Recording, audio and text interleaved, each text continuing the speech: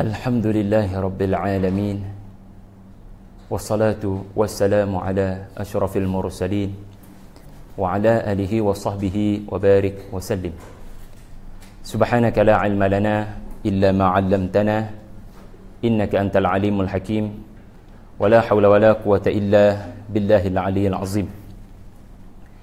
Alhamdulillah, kita bersyukur kepada Allah Subhanahu wa taala kerana dipertemukan dalam majlis ilmu untuk mendalami Al-Quran Kitabullah. Semoga Allah memberikan barakah kepada tuan-tuan, puan-puan, ayah, ibu, adik-adik yang sudi untuk melapangkan masa di pertemuan kita dengan surah Nuh untuk kali yang terakhir. Meskipun ini adalah siri yang terakhir, pembelajaran Al-Quran tidak sepatutnya ada pengakhiran. Jangan sekali-kali kerana ini adalah siri terakhir, tuan-puan bersama dengan mana-mana asatizah, maka tuan-puan menganggap pembelajaran kepada sesuatu surah di dalam Al-Quran juga telah berakhir. Kerana sekiranya anda mengulang semula surah ini daripada awal, ayat pertama sehinggalah ayat 28, anda pasti akan memperolehi pengajaran-pengajaran yang terkadang tidak pun keluar daripada mulut saya. Dalam hal ini, percayalah bahawasanya ia adalah ilham daripada Allah kepada anda. Allah memberikan kepada anda sesuatu yang anda perlukan dalam kehidupan, namanya petunjuk. Jadi ulang baca Al-Quran meskipun anda telah menamatkan pembelajaran tafsir surah Nuh. Kerana ucapan Allah Azza wa Jalla bukanlah ucapan manusia. Ucapan Allah Azza wa Jalla, yakni Al-Quran, apabila anda mengulang dan mengulang, sentiasa percaya bahawasanya Allah berkemampuan untuk mendatangkan kepada anda makna yang berbeza-beza, yang tidak pun datang daripada saya, tetapi Allah yang ilhamkan kepada anda. Kerana Al-Quran adalah kitab petunjuk. Mungkin kali pertama baca kita tidak lagi meraih petunjuk tersebut, tetapi bila dibaca kali kedua, atau dibaca kali ketiga, atau dibaca pada tahun hadapan surah Nuh, ataupun 5 tahun hadapan surah Nuh, maka mungkin pada waktu itu anda akan kata, Allahu Akbar, baru ku tahu jawapan kepada permasalahan hidupku selama ini. Jadi tuan-tuan, puan-puan yang dari dekat dan daripada jauh, mungkin ada dalam negara, mungkin ada luar negara, kita akan bersama dengan ayat 21 hinggalah ayat 28. Ia adalah penutup kepada surah Nuh yang turun kepada Rasulullah sallallahu alaihi wasallam di penghujung perjuangan Nabi di Makkah. Berada di Makkah bukan sekejap.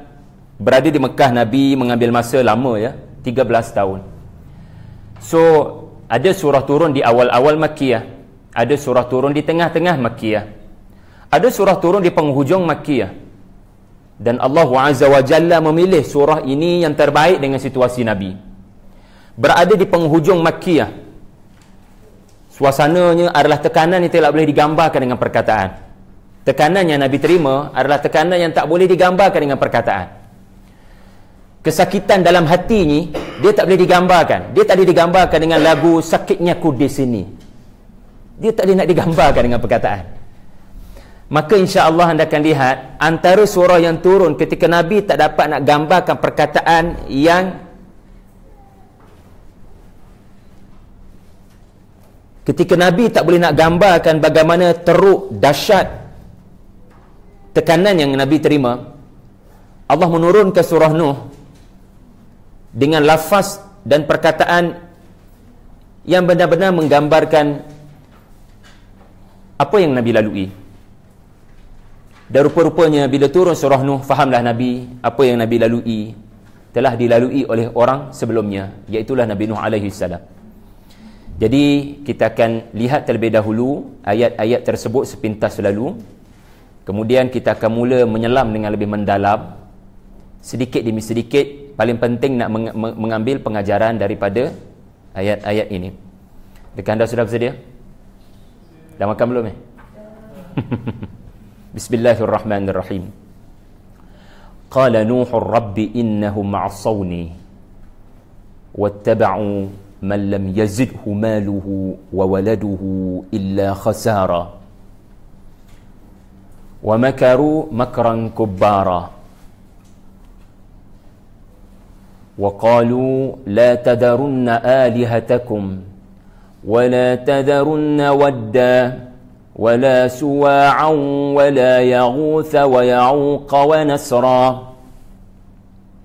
وقد أضلوا كثيرا ولا تزد الظالمين إلا ضلالا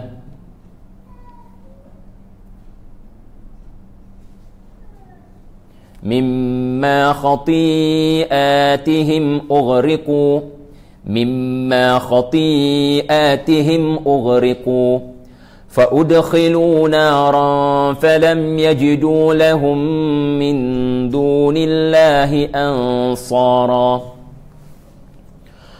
وقال نوح رب لا تذر على الأرض من الكافرين ديارا إنك إن تذرهم يضلوا عبادك ولا يلدوا إلا فاجرا كفارا رب اغفر لي ولوالدي ولمن دخل بيتي مؤمنا وللمؤمنين والمؤمنات ولا تزد الظالمين إلا تبارا.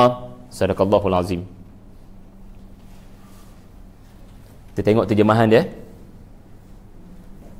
Nuh berkata, Tuhanku, sesungguhnya mereka kaumku telah menderhakaiku dan mereka telah menurut seseorang yang harta benda dan anak-anaknya tidak menambahi mereka melainkan kerugian, dan mereka telah menjalankan tipu daya dengan perancangan yang amat besar kejahatannya. Dan mereka berkata, jangan kamu meninggalkan Tuhan-Tuhan kamu, terutamanya Wad, Suwa', Yaghuth, Ya'uq dan Nasr. Dan sesungguhnya mereka telah menyesatkan kebanyakan dari manusia. Dan janganlah engkau menambahi orang-orang zalim itu melainkan kesesatan sahaja. Disebabkan dosa-dosa dan kesalahan mereka, mereka ditenggelamkan, kemudian dimasukkan ke dalam api neraka. Mereka tidak memperolehi sebarang pembantu penolong selain daripada Allah. Nuh berkata lagi, wahai Tuhanku, jangan engkau biarkan seorang pun daripada kafir itu hidup di atas muka bumi. Kerana sesungguhnya jika engkau biarkan mereka hidup, nescaya mereka akan menyesatkan hamba-hambamu yang lain. Dan mereka tidak akan melahirkan anak melainkan yang berbuat dosa dan kufur. Tuhanku, ampunkan bagiku dan kedua ibu bapaku serta sesiapa yang masuk ke dalam rumahku dalam keadaan beriman, dan ampunkanlah sekalian orang-orang yang beriman, lelaki dan perempuan, dan jangan engkau tambahi orang-orang zalim melainkan kebinasaan. Siapa yang hadir ini kali pertama, maknanya dia tidak ikuti siri sebelumnya. Di sini, kalau ikut live tu tak apa, tak ada masalah, tapi di sini kali pertama okey. Ini adalah doa Nabi Nuh alaihi salam selepas 950 tahun. Lama ke sekejap? Tuan-tuan tahu kat mana lama? Tuan-tuan tak pernah hidup 950. Tapi lamalah. Lama tak lama tu sampai tajwid pun support.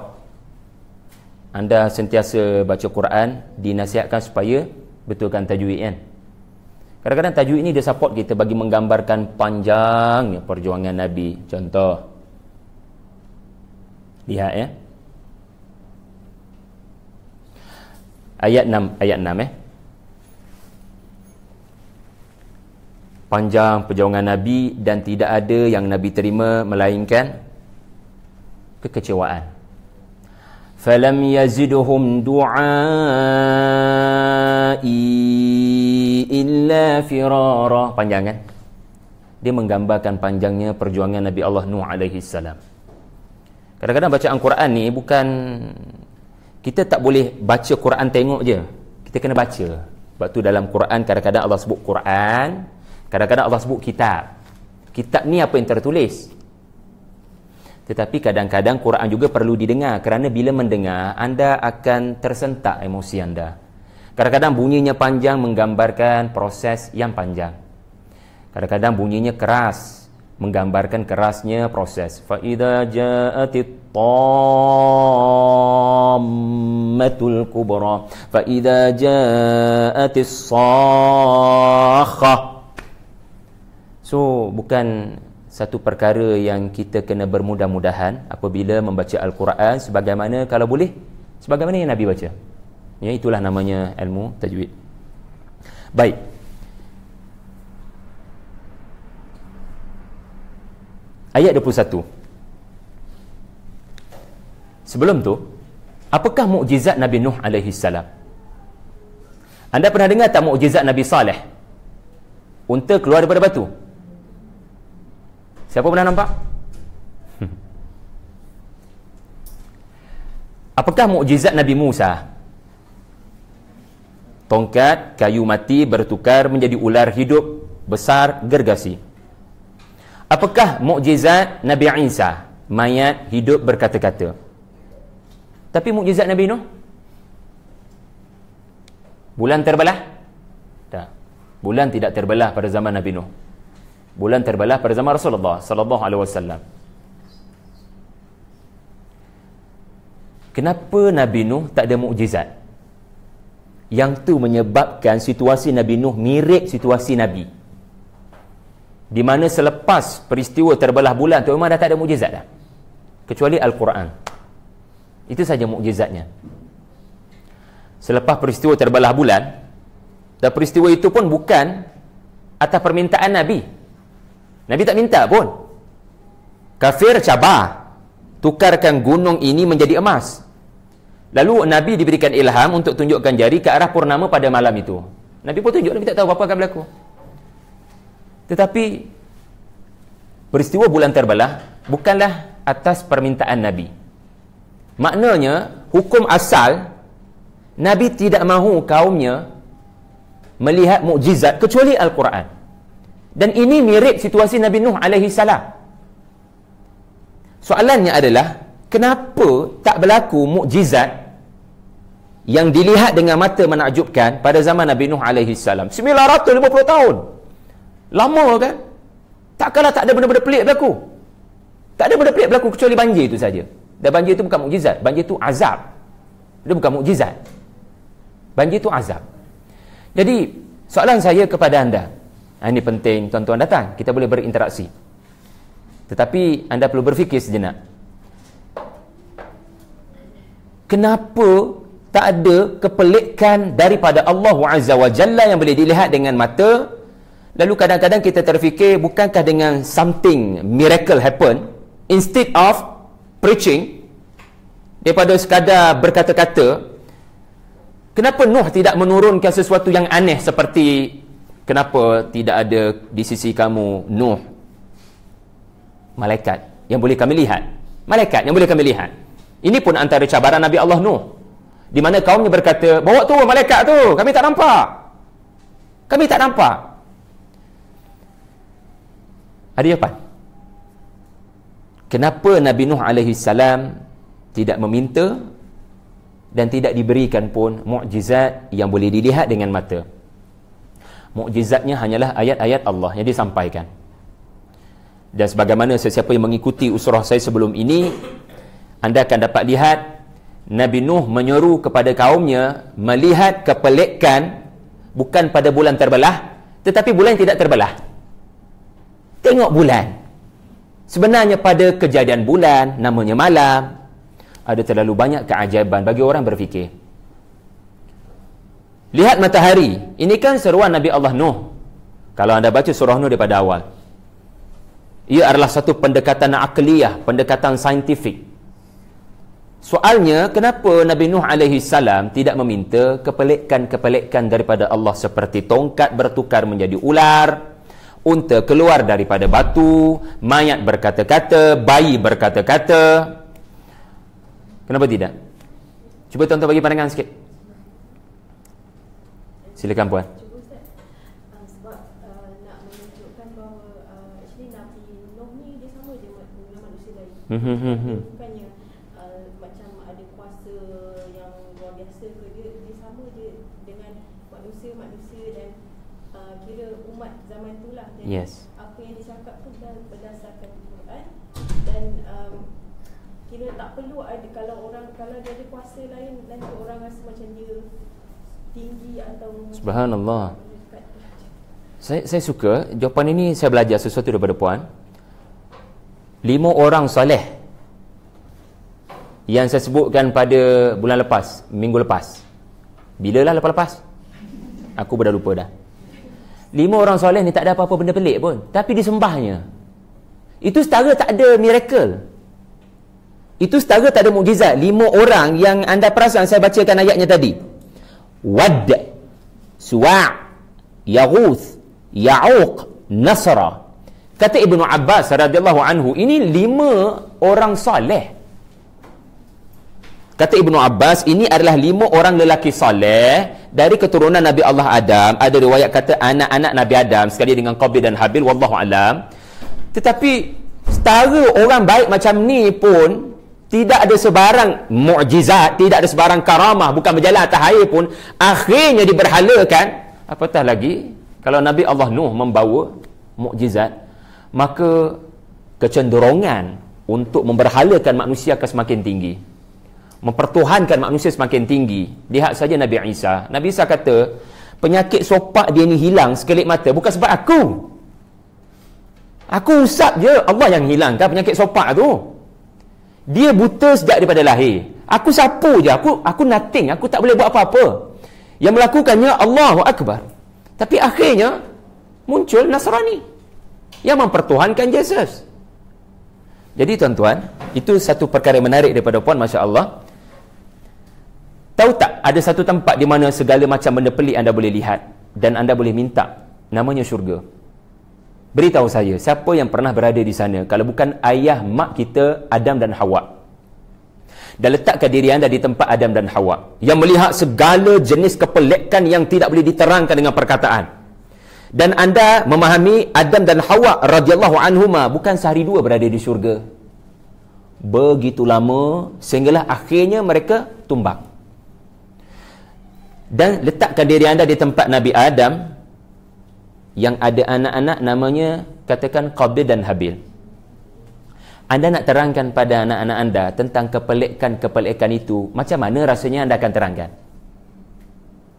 Dahsyatnya apa yang ayah lihat di syurga. Apa dia ayah? Masya Allah. Apa dia? Masya Allah. Tak boleh nak terangkan, nak terlalu banyak perkara-perkara menakjubkan. Ayah minta buah-buah tu terus datang. Macam mana tu? Anak mungkin tanya, macam mana tu? Akhirnya anak-anak ini menganggap itu kelebihan ayah. Kita tak nampak benda tu. Tak ada perkataan tuan-tuan boleh menggambarkan keindahan syurga, melainkan Allah yang menggambarkan pada anda. Manusia tak ada perkataan.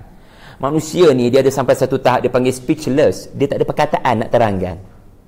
So bila tak ada perkataan nak diterangkan, macam mana nak terangkan pada anak? Ayah, what are you really want to talk about? I didn't understand. Sebab itu kadang-kadang pengalaman pergi umrah dan mungkin haji orang tanya macam mana pengalaman haji, anda nak terangkan macam mana? Masya Allah, subhanallah, air mata menjadi bukti yang kita tak boleh nak terangkan.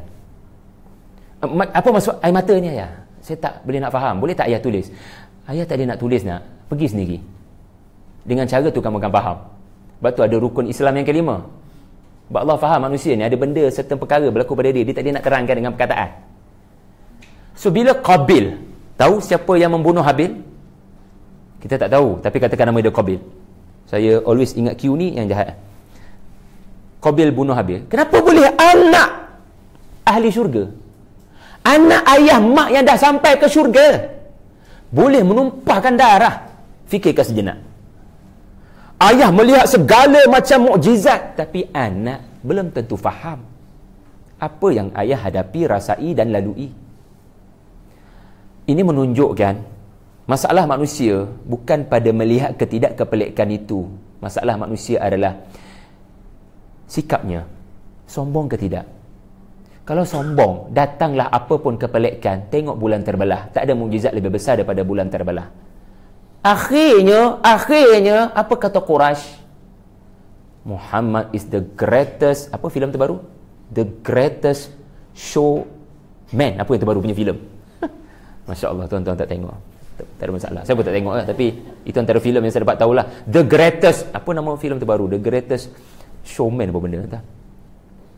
Muhammad is the greatest magician. Itu perkataan celupar keluar daripada mulut Quraisy. Sedangkan kalau mereka tidak ada kesombongan, mereka membuang kepentingan mereka kepada pengaruh yang semakin besar di seluruh tanah Arab. Mereka buang keinginan mereka untuk mempertahankan bisnes berhala mereka. Mereka dapat duit banyak kerana berhala mereka berniaga, kan? Kalau mereka buang kepentingan harta dan kepentingan nama baik, mereka akan jadi ahli sihir Firaun. Mereka tengok bulan terbelah, mereka sujud. Tapi Al-Quran merakamkan dalam surah Al-Qamar, tengok mukjizat paling besar sekalipun, masalah manusia bukan tengok ke tak tengok. Masalah manusia adalah sombong dan ego. So bila ada penyakit tu, datanglah apa pun, dia akan cipta alasan. That's the point. So daripada kaum aku melihat kepelikan ini, biar aku terus menyantuni mereka dengan rasional, dengan just nak singkirkan penyakit sombong. Tuan-tuan, kesombongan ini digambarkan di permulaan surah Nuh yang saya lupa nak terangkan pada minggu lepas. Tahukah anda, apabila Nabi Nuh alaihi salam berdakwah sepanjang 950 tahun, saya telah terangkan pada minggu lepas. Yang saya tidak terangkan rupa-rupanya adalah metodologi dakwah Nabi Nuh. Saya tidak huraikan ayat 8, ayat 9. Saya tidak huraikan ayat 8, ayat 9, ayat 7, ayat 6. Nabi Nuh alaihi salam, bagaimana metodologi dakwahnya? Ayat 6 menyebut, ayat 5 menyebut, aku berdakwah sesungguhnya malam dan siang. Malam adalah waktu yang sangat tenang, maka aku memilih waktu yang paling tenang. Kerana waktu malam mereka sudah tidak lagi bekerja. Tuan-tuan boleh datang majlis ini, tuan-tuan boleh fokus, kerana kita buat pada waktu malam. Anda sudah tidak ada komitmen untuk memikirkan tentang anak di sekolah ataupun kerja anda. So malam anda lebih tenang. Kita kena faham Nabi Nuh dalam surah ini adalah Nabi Nuh di penghujung dakwahnya. Nabi Nuh dalam surah ini adalah Nabi Nuh di penghujung babak dakwahnya. Dia terpaksa memikirkan pelbagai cara, antaranya adalah, baiklah, kalau kamu tidak boleh mendengar malam, operasi saya bermula, kalau kamu tidak boleh mendengar di siang hari, operasi saya adalah pada malam hari. Kerana malam adalah waktu yang tenang, tidak ada kesibukan dan tidak ada sebarang bunyi bising di sana sini, kenderaan di sana sini, kerana manusia bekerja. Tetapi Nabi kata ayat 6, sebagaimana saya telah sebutkan pada minggu lepas, graf yang meningkat adalah graf orang melarikan diri. Semakin saya buka mulut, semakin ramai yang melarikan diri. Saya perumpamakan pada minggu lepas, semakin anda buka mulut, Di Facebook makin ramai orang unfriend anda. Adakah anda akan terus buka mulut? Bila anda buat live, makin ramai orang mengeluarkan emoji marah. Adakah anda akan teruskan live anda? Semakin anda bercakap, asal pelajar 40 orang, tiba-tiba jadi 5 orang. Daripada 5 orang tinggal seorang. Yang seorang tu pula benteng terakhir mencarut pada anda. Lalu adakah anda mahu meneruskan kelas? Nuh 950 tahun, dia kekal dengan komitmen tersebut. Walaupun jumlah melarikan diri, firara melarikan diri semakin bertambah. Dia tidak terasa hati kerana Allah berikan kepadanya ulil azmi. Anda tak kuat kecuali Allah kuatkan anda. La haula wa la quwwata illa billah. Anda tak akan kuat kecuali Allah yang kuatkan anda. Anda hanya akan kuat bila Allah berikan pada anda. Lalu memintalah kepada Allah, Allah kuatkan saya sakit. Ya Allah, tak ada orang boleh kuat seorang diri hadapi generasi 7 keturunan. Kita tak hidup lama. Nuh alaihi salam hidup lama sampai 7 keturunan. Dia pernah jumpa moyang, dia pernah jumpa cicit yang ke-7. Dia menghadapi kaum yang sama yang bertukar generasi. Sebab saya mengambil riwayat yang panjang umur bukan kaum Nabi Nuh. Yang panjang umur Nabi Nuh alaihi salam. Kaumnya 200-300 tahun. Silih ganti, silih berganti. Kemudian ayat yang ke-7, saya telah terangkan, tuan-tuan boleh rujuk balik video yang lepas. Ia menggambarkan respon kaumnya, iaitulah setiap kali aku buka mulut, pertama sekali jumlah yang melarikan diri sangat ramai. Yang tak lari ada ke tidak? Jawapannya ada. Anda bayangkan anda buka mulut, tiba-tiba anda tak buka mulut lagi, orang dah lari. Kat situ anda dah terasa hati. Yang duduk tidak lari pula buat benda dalam ayat 7. Maknanya mereka duduk bukan nak dengar anda, mereka ada something nak lemahkan moral anda. Mereka duduk, mereka buat propaganda, mereka menunjukkan kami tak nak kamu. Kenapa kamu masih lagi mahu berkata-kata, bercakap benda yang kami tak nampak? Lalu mereka buat tutup telinga. Kalau dia lari tak apa lagi tuan-tuan. Tapi kalau depan cikgu, pelajar buat macam tu. Apa perasaan anda? Dari pertama, hari kedua, hari ketiga mengajar darjah 1. Lepas tu jeli lidah. Esok anda akan minta pengetua tukarkan anda ke sekolah lain. Nuh alaihi salam menghadapi ini semua, wahai para pendakwah, wahai guru. Mereka sengaja tutup telinga dan mereka tutup muka. Tutup muka ni saya telah terangkan salah satu maknanya, tetapi ini saya tidak terangkan. Salah satu makna tutup wastaghshaw thiyabahum, tutup, antara tutup juga bukan tutup kepala, tutup hidung, menunjukkan mereka memberikan isyarat kotornya Nabi Nuh alaihi salam. Tutup juga memberikan makna faham? Bayar anak murid minta. Dan anda bukan mengajar sehari dua, bukan setahun dua. Anda sedang mengulang kesakitan hati yang sama untuk tempoh 950 tahun. Yang saya tidak hurai wa asarru. Asarru ni batu yang tak bergerak. Kita bercakap, dia tak bergerak. Maksudnya apa? Nampak tak bahasa tubuh saya? Sebab Nabi Nuh pergi ke pasar, katakan. Kat pasar ada ramai mad'u. Mad'u takkan nak lari, dia nak beli bawang tu. Tak sempat beli lagi, takkan nak lari dah, nanti dulu. Tapi Nuh dah sampai pada dia. So bahasa tubuhnya yang mampu dia lakukan adalah asarru. Buat sombong, buat keras batu, buat dirt. Dia panggil generasi whatever. Whatever lah, whatever.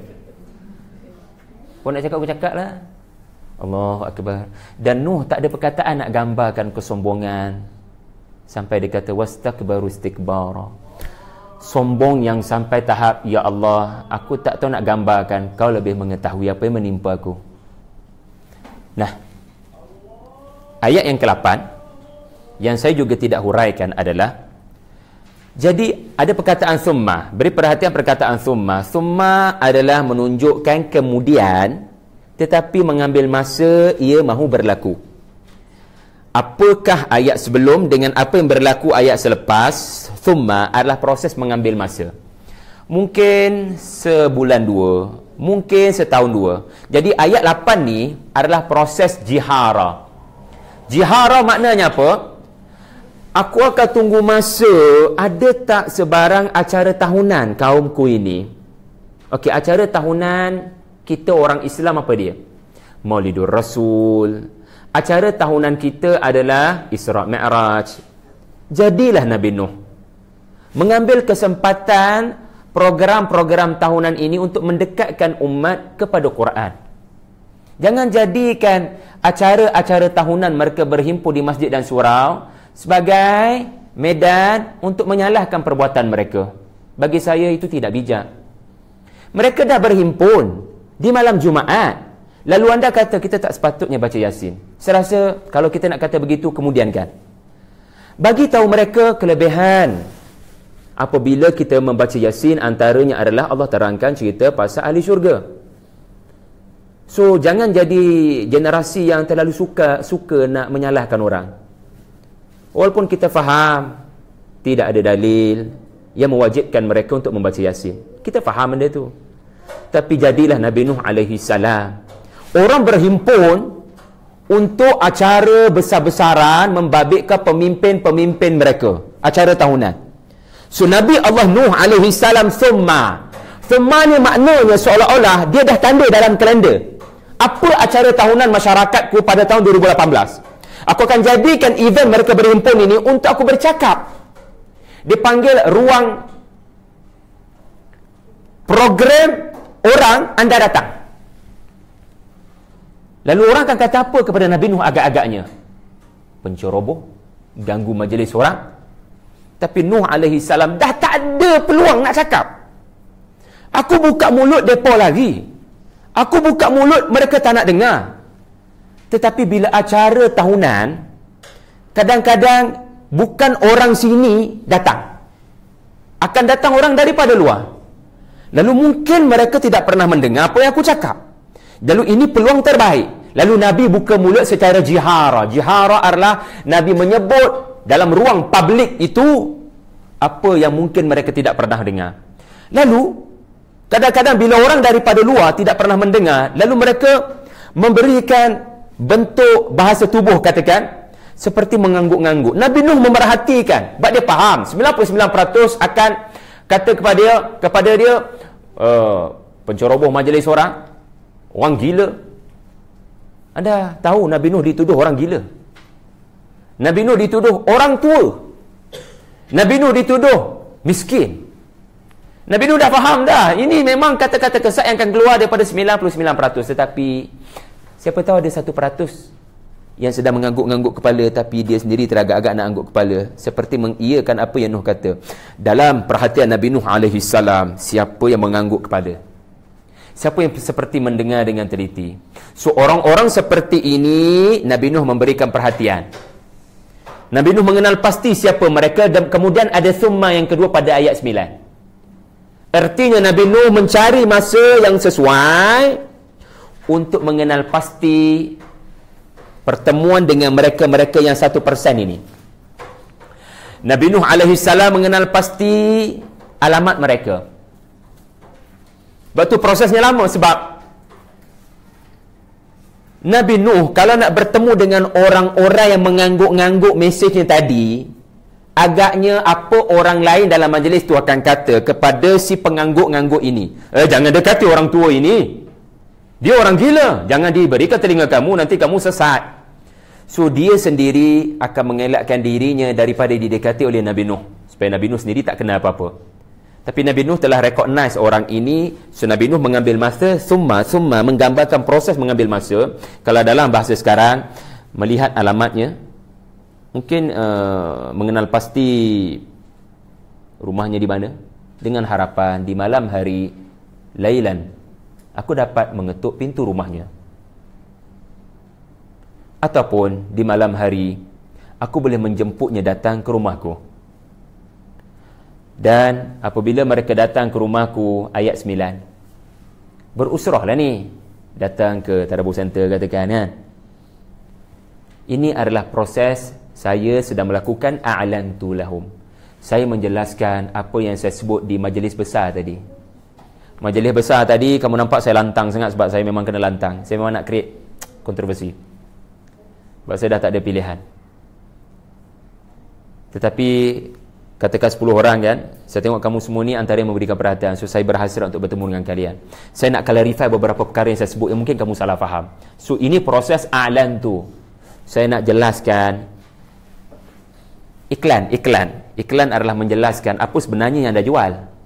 I'lan, apa yang anda jual. Okey, pilihan raya umum tak lama lagi. So proses mengiklankan manifesto masing-masing akan berlaku. Akan pujuk anda untuk beli produk itu.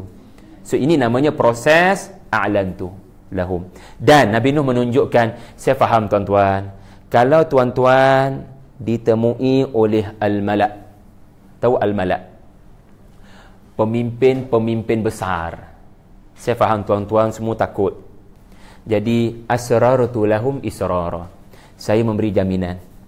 Tuan-tuan hanya sekadar istighfar dan bertaubat kepada Allah Azza wa Jalla. Saya tidak seru anda kepada bebanan-bebanan lain. Saya hanya menyuruh anda menyembah Allah yang Esa, bukan 5 berhala tersebut. Taubat pada Allah Azza wa Jalla. Kalau kita pernah menyembah selain daripada Allah, just taubat, Allah akan terima walaupun anda segunung dosa. Itu saja mesej saya sebenarnya. Tidak susah bagi anda, bukan? Tetapi anda mungkin risau kalau orang tahu anda Muslim. Maka saya memberikan jaminan, asrartu lahum israra. Saya tidak akan beritahu sesiapa anda Muslim. Saya akan berseorangan dan saya tidak perlu support tuan-tuan. Di belakang saya Allah Azza wa Jal. Jangan risau.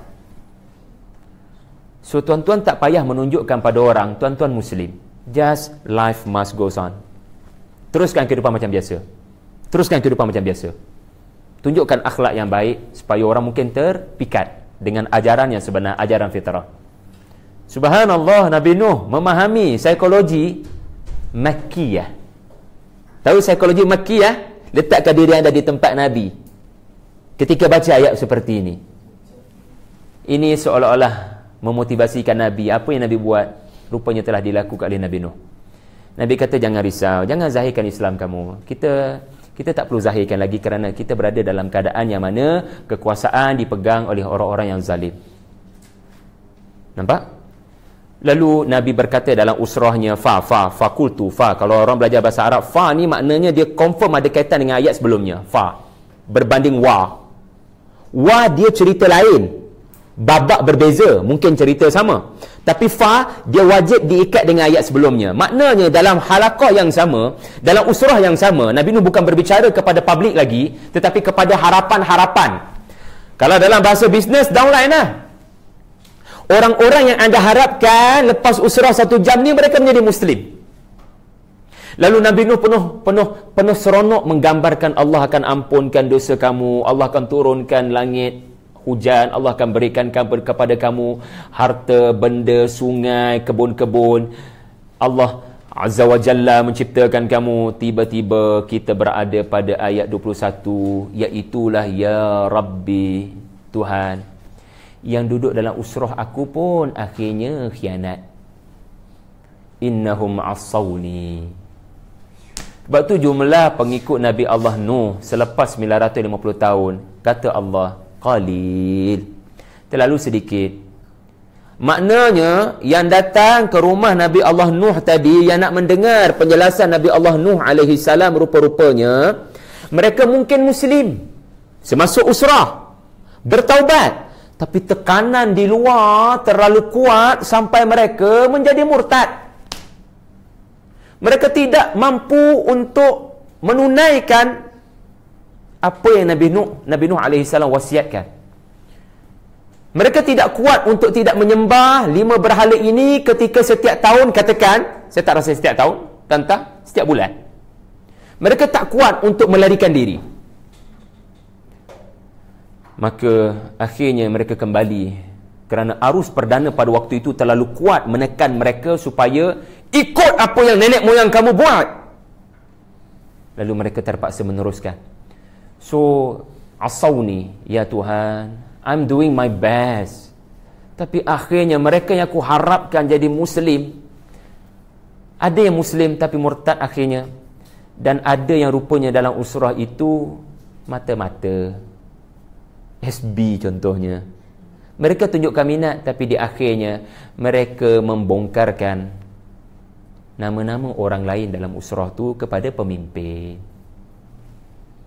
Nampak tak?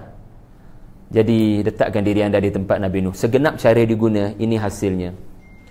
Setengah riwayat kata 80 orang, selepas 950 tahun setengah riwayat kata 12 orang. Itu agak keterlaluan.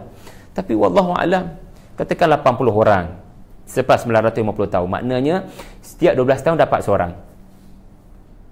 Sikit ke banyak? Sikit kan?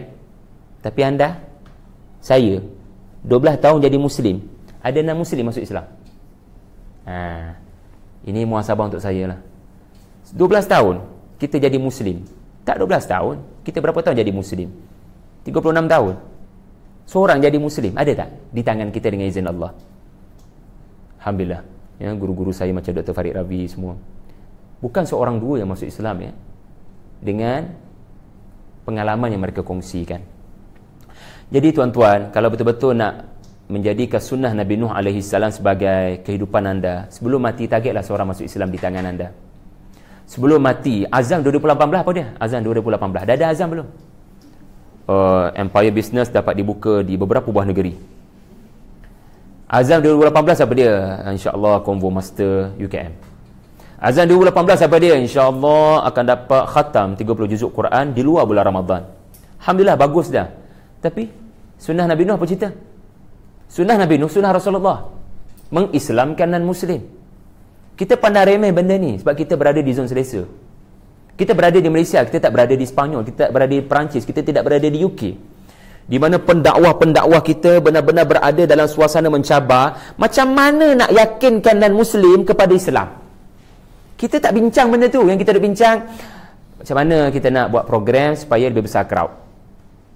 Kita berada dalam zon selesa. Kita tidak meletakkan diri kita, macam mana Quran ni orang non-Muslim boleh yakin. Lepas tu saya buat usrah pukul 5 tadi. Macam mana Quran ni kalau kita letak di tempat non-Muslim, dia tengok Quran dengan macam-macam perspektif. Anda nak jawab macam mana? Dia kata benar-benar Quran turun pada Muhammad, seorang lelaki namanya Muhammad bin Abdullah, kurun ke-6.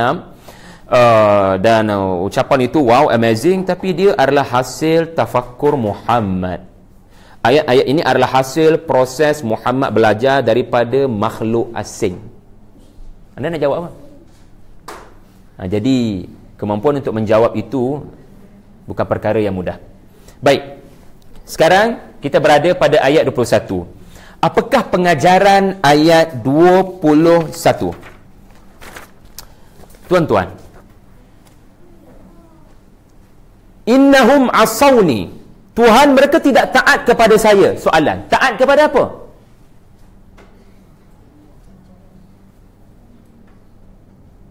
Nabi Nuh alaihi salam tidak memerintahkan solat, tidak memerintahkan puasa, tidak memerintahkan haji.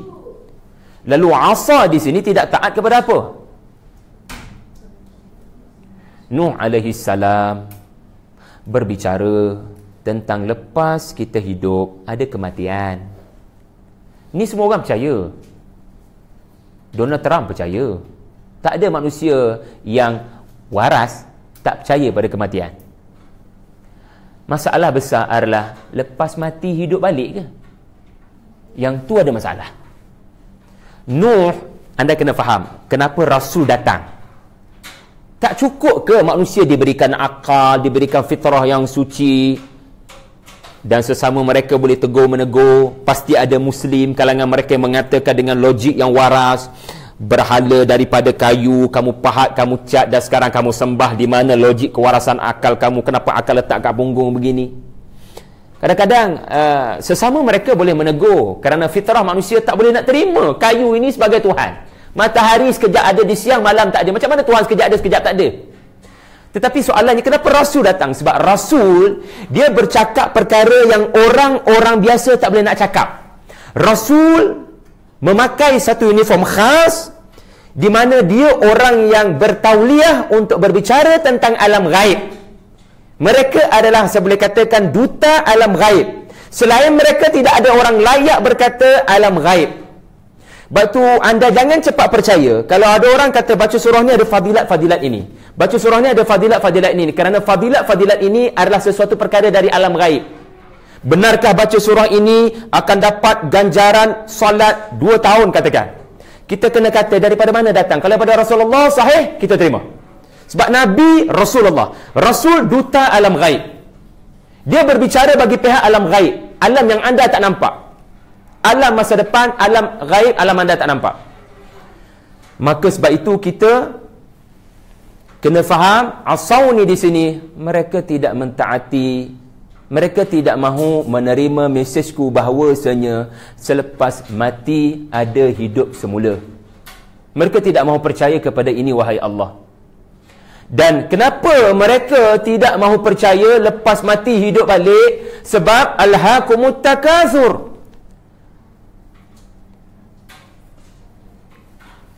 Kerana mereka sibuk mengumpulkan kemewahan, mengumpulkan harta.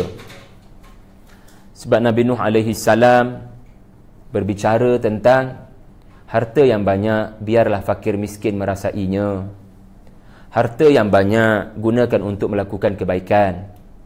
Mana tidak pemimpin-pemimpin ini terasa mereka sedang dimaki hamun oleh Nabi Allah Nuh alaihi salam.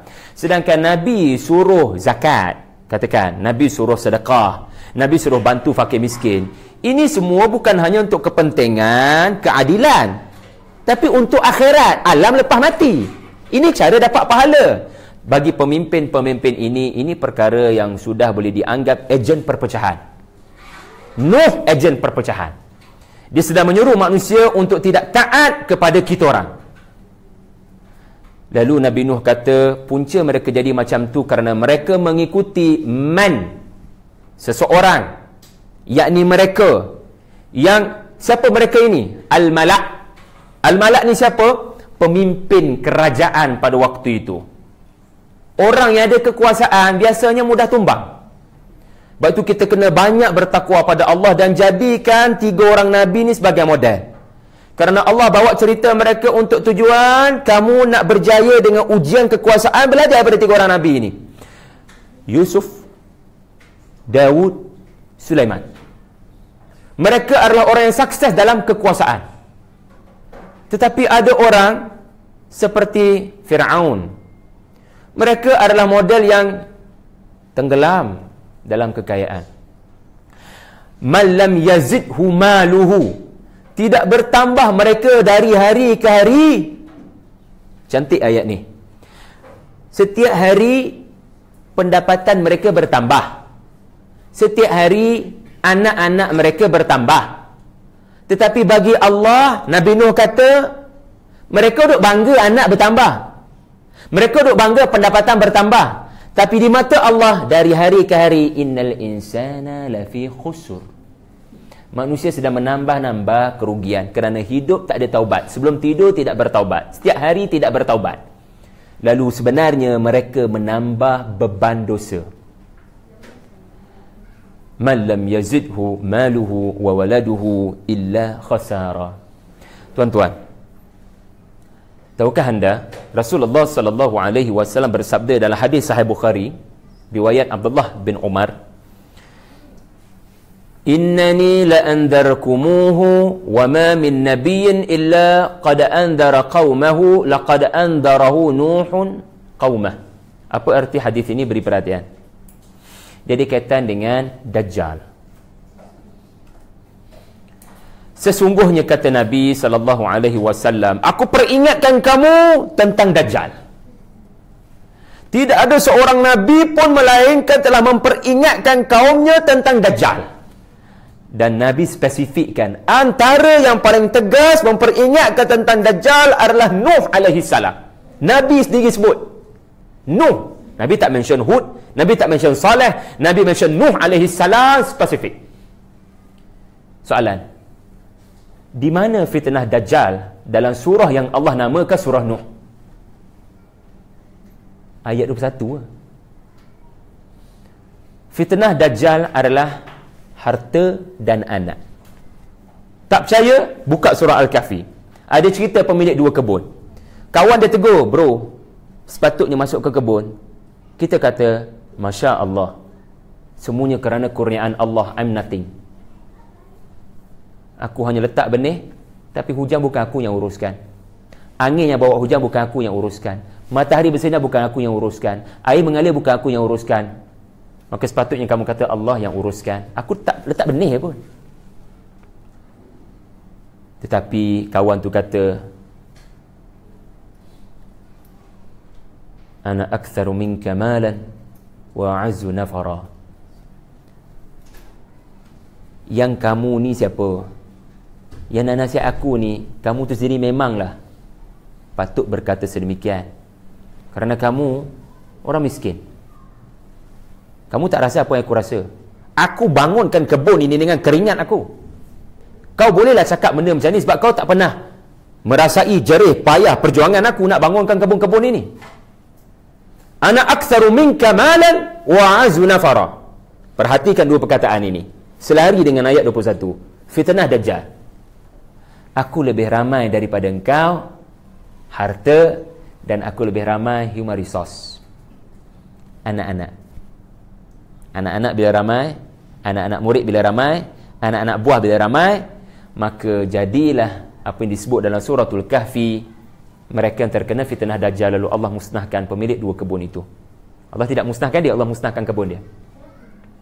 Sebab itu surah Al-Kahfi menunjukkan model manusia yang berjaya diuji dengan harta yang banyak dan pengikut yang ramai. Zulkarnain, dia model yang berjaya. Okey. Sebab tu dalam surah Al-Kahfi Allah uji Nabi Musa dengan cerita seseorang yang kehilangan harta, namanya perahu. Dan checkpoint kedua, seseorang kehilangan anak. Kerana sebenarnya ada hikmah. Aku kurangkan mata pencarian kamu, namanya perahu. Ada hikmah aku hilangkan nyawa anak kamu. Hikmahnya supaya engkau ingat kepada Allah. Yang boleh memberikan kepada kamu kebahagiaan bukan harta dan anak. Aku yang boleh beri. Tiba-tiba kamu lupa kat aku. Dan kamu anggap anak-anak ini dan harta ini boleh memberikan kamu kebahagiaan. Pergilah sembang dengan orang yang paling ramai anak dan orang yang paling banyak pendapatan. Bahagiakah mereka? Belum tentu. Kalau tidak solat, kalau tidak berzikir. Jadi ini tadabbur ayat 21. Dia ada kaitan bagi saya lah fitnah Al-Masih Ad-Dajjal sejak daripada zaman Nabi Nuh. Ayat 22, wa makaru makran kubbara. Ada soalan tak setakat ni? Tak ada Ada soalan tak? Yang 20 hingga 30-an angkat tangan, nak kenal. 20 hingga 30-an. Masya Allah, anak-anak muda penggoncang dunia. 30, 40? Saluran berapa ni dalam PRU punya bahasa? Masya Allah, 40, 50. Bawah 20 ada? Ramai malam ni alhamdulillah. Adik-adik, Masya Allah, bagus. Baik. Wa makaru makran kubbara. Sekejap. Ayat 21 ada man. Bulatkan perkataan man tu. Ini saya tak nak pergi banyak, saya pergi satu je. Ini dia panggil kehalusan bahasa Quran. Orang tak teliti, dia tak perasan. Bulatkan perkataan ni. Saya nak tanya anda, yang lawan Nabi Nuh alaihi salam sikit ke, seorang ke, ramai? Kenapa Allah guna man, Allah tak guna alladzina? Nabi Nuh kata mereka mengikuti seseorang, tetapi realitinya yang melawan Nabi Nuh hum tadi kan, mereka. Tapi kenapa tidak digunakan alladzina, tetapi digunakan man? Man merujuk pada seorang. Setiap maknanya seorang. Jadi seorang gabung jadi ramai. Hampir tepat. Ini adalah description tentang kafir di hari akhirat, bukan ketika lawan Nabi Nuh.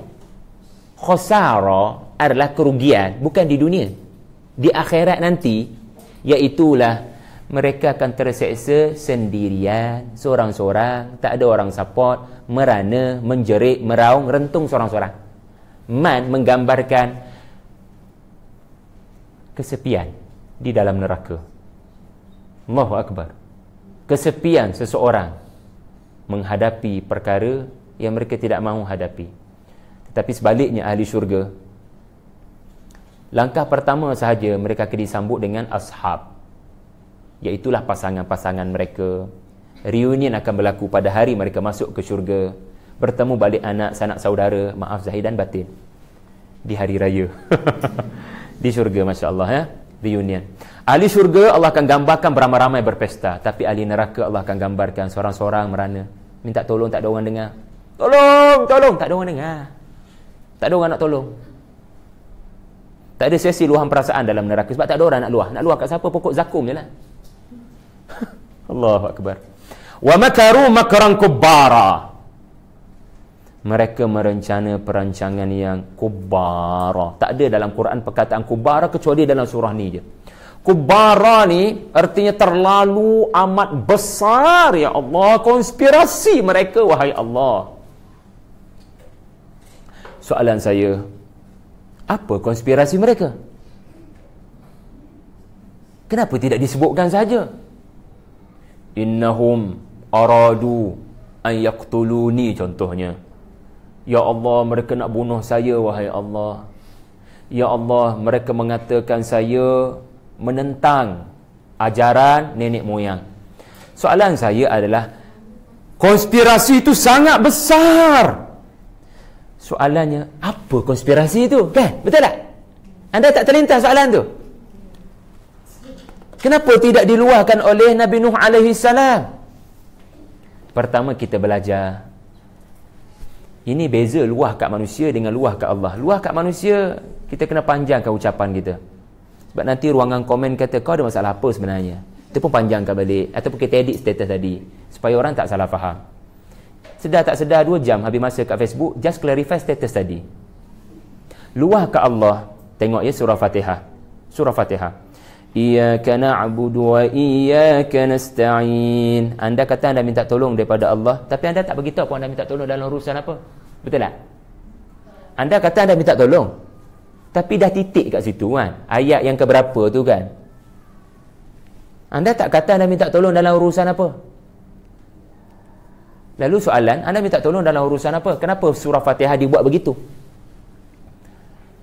Ini menunjukkan ketika manusia tak faham masalah kamu, Allah sangat faham masalah kamu. So kalau kamu tak luah pun aku faham sebenarnya, tetapi aku nak tengok komitmen kamu. Just angkat tangan, jangan malas berdoa, cakap sesuatu, dan jangan kata, ya Allah, doa aku macam semalam. Itu pemalas tahap dewa. Ataupun hanya kerja mengaminkan doa. Dalam sehari itu kerjanya amin-aminkan orang saja. Tak ada satu pun doa yang dia lafaz sendiri. Sebab tu saya sarankan tuan-tuan, bila antara 2 khutbah, doa sendiri. Itu saat mustajab, rugi kita. Kita ada masa kita aminkan doa sebab imam itu lebih soleh daripada kita. Tapi doa mustajab, Allah nak tengok kamu bersungguh. Takkan kamu bersungguh, malas dan velat doa ke orang lagi. Cukup-cukuplah velatkan doa ke orang. Kamu tu sendiri angkat tangan bersungguh. Rabbana atina fid dunya hasanah. Cukup, sebab jarak antara 2 khutbah tak lama mana, tapi itu antara detik mustajab. Wallahu a'lam. Kemudian kubara, menariknya tidak diperincikan konspirasi apa. Sebab supaya Nabi dan para sahabat merasakan ayat ini juga ayat mereka. Ingat lagi tak pada minggu lepas saya kata setiap ayat menggambar ke situasi Rasulullah. Adakah konspirasi yang berlaku kepada Nabi Nuh sama dengan konspirasi Quraisy? Boleh jadi sama, boleh jadi ada yang berbeza. Maka Allah Azza wa Jalla yang maha bijaksana menjadikan Nuh mengatakan, ya Allah, mereka merencana konspirasi yang sangat besar, kubara. Rasulullah sallallahu alaihi wasallam dan para sahabat bila baca ayat ni, mereka sendiri tidak tertanya-tanya apa ya konspirasi kaum Nabi Nuh. Mereka tak tanya, tetapi mereka tadabbur, ya Allah, Nuh tidak tahu, kita tidak tahu konspirasi pemimpin-pemimpin pada zaman Nabi Nuh. Kami generasi para sahabat dan Rasulullah tidak diberitahu tentang konspirasi-konspirasi besar yang dilakukan oleh pemimpin-pemimpin zaman Nabi Nuh. Tetapi mereka memahami, ayat saya macam ni. Kita tak tahu apa konspirasi pemimpin zaman Nabi Nuh, sebagaimana kita tidak mengetahui apa sebenarnya konspirasi Quraisy kepada kita pada masa akan datang. So ia menunjukkan konspirasi musuh kamu memang tak tahu, tapi aku tahu. Serahkan pada aku. Innahum yakidu laka kaidan fa akidu kaida wa makaru wa makarallah wallahu khairul makirin. Serahkan pada Allah. Aku tahu nak atur mereka bagaimana. Kau tak tahu konspirasi Quraisy, sebagaimana kau tak tahu konspirasi pemimpin-pemimpin pada zaman Nabi Nuh, kerana pengetahuan kamu terbatas. Tetapi aku jangan disamakan dengan kamu.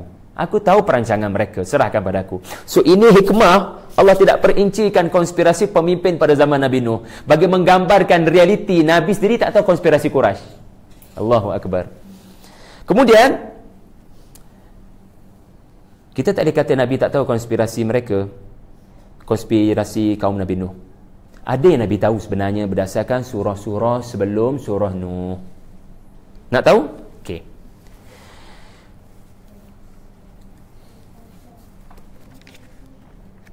Apakah konspirasi yang berlaku kepada Nabi Nuh alaihi salam? Kalau anda nak catat, anda boleh catat. Surah Al-A'raf ayat 60. Nuh sesat. Surah Hud ayat 27. Nuh manusia biasa. Dia tak ada benda pelik kan? Surah Al-Mu'minun ayat 24, 25. Nuh sebenarnya desperate mahukan jawatan kita. Nuh mahu mengatasi kita. Dia tak ada pengikut dari orang kaya. Dia mahu merampas pengikut orang kaya daripada kita. Dia tak ada benda pelik. Sebagaimana kita ada banyak kelebihan ke atas kaum kita. Kemudian Asy-Syu'ara 111. Nuh, kami tak boleh follow kamu kerana pengikut kamu fakir, miskin dan sufaha. Aradiluna badiyar ra'. Aradiluna badiyar ra'. Orang yang mana dalam bahasa anda, orang yang tak masuk sekolah, orang yang tak pergi sekolah, orang yang dikatakan sebagai dia punya pandangan dia lemah, bukan jenis orang yang boleh beri pandangan. Kalau dia ditanya apa pandangan, dia senyap, dia tak ada bagi pandangan. Ini adalah merujuk kepada golongan-golongan yang bukan intelektual, sedangkan mereka orang-orang intelektual. Kami ada pengaruh, sebab tu ramai orang mengikuti kami. Kami ada pengajian, kami ada degree yang begitu banyak. Sebab tu orang ikut kami, orang follow kami. Kamu punya pengikut, macam mana kami nak follow kamu? Kalau pengikut kamu jenis yang tak lepas SPM, orang tak lepas PTT, dia tak masuk sekolah, buta huruf belaka. Itu surah Asy-Syu'ara 111. Surah Nuh adalah surah terakhir, subhanallah, yang describe surah terakhir describe konspirasi kaum Nuh adalah surah Nuh. So tengok flow daripada awal tadi. Mula-mula di peringkat awal dakwah. So penulis buku ini anak murid Syekh Fadl Hasan Abbas, Dr. Ahmad Sulaiman Raqab. Dia kata cantik susunan mushaf. Surah-surah yang saya baca tadi ikut susunan mushaf. Susunan mushaf memang menggambarkan konspirasi ke atas Nabi Nuh dari Gia 1 sampai Gia 5. Dari Gia 1 sampai Gia 5. Gia 1 sesat. Dia adalah pembawa ajaran sesat. Tangkap dia kalau boleh. Dia pemecah belah. Dia menghina datuk moyang kita. Lepas strategi itu tidak menjadi, mereka mula mengatakan kami tak ada terima kamu sebagai rasul, sebab kamu tak ada malaikat. Kamu manusia macam kami, makan macam kami, tidur macam kami, berjalan kat pasar malam macam kami.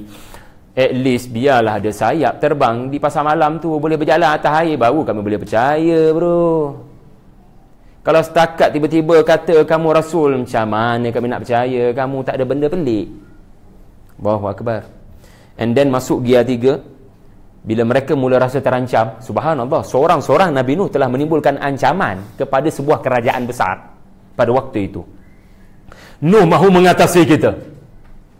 Dia mahu mengambil kelebihan kita. Yuridu an yatafaddala alaikum. Dia mahu mengatasi kamu dari sudut pengikut yang ramai. Dia mahu merampas pengikut kamu. Dia mahu merampas jawatan kamu. Kemudian Apabila dakwah semakin 2, 3, 40 orang mungkin bersama dengan Nabi Nuh, mereka mula memberikan alasan seterusnya, pengikut kamu miskin, fakir, orang-orang yang lemah akal. Last sekali Nabi Nuh dalam surah Nuh kata, ya Allah, ada banyak lagi konspirasi mereka yang terlalu besar, iaitulah bunuh aku. So kubara ditafsirkan antaranya sebagai mereka sudah sampai satu tahap mahu membunuh aku. Tapi kalau setakat nak bunuh Rasul, itu biasa. Tetapi kubara siwah mubalaghah, ini menunjukkan ada perkara yang lebih besar daripada bunuh aku. Bunuh aku tak ada isu, sebab ini adalah sunnah perjuangan para Rasul. Mereka kena bersedia. Perancangan konspirasi besar, Allah Ta'ala merakamkan atas lisan Nabi Allah Nuh dalam bahasa Arab. Yang ini saya suka pandangan ahli tafsir ini. Besarnya konspirasi mereka bukan pada membunuh Nabi, tetapi pada kempen seluruh manusia supaya jangan mendengar ucapan tauhid Nabi Allah Nuh dan kekal taklid buta mengikut tradisi nenek moyang menyembah berhala.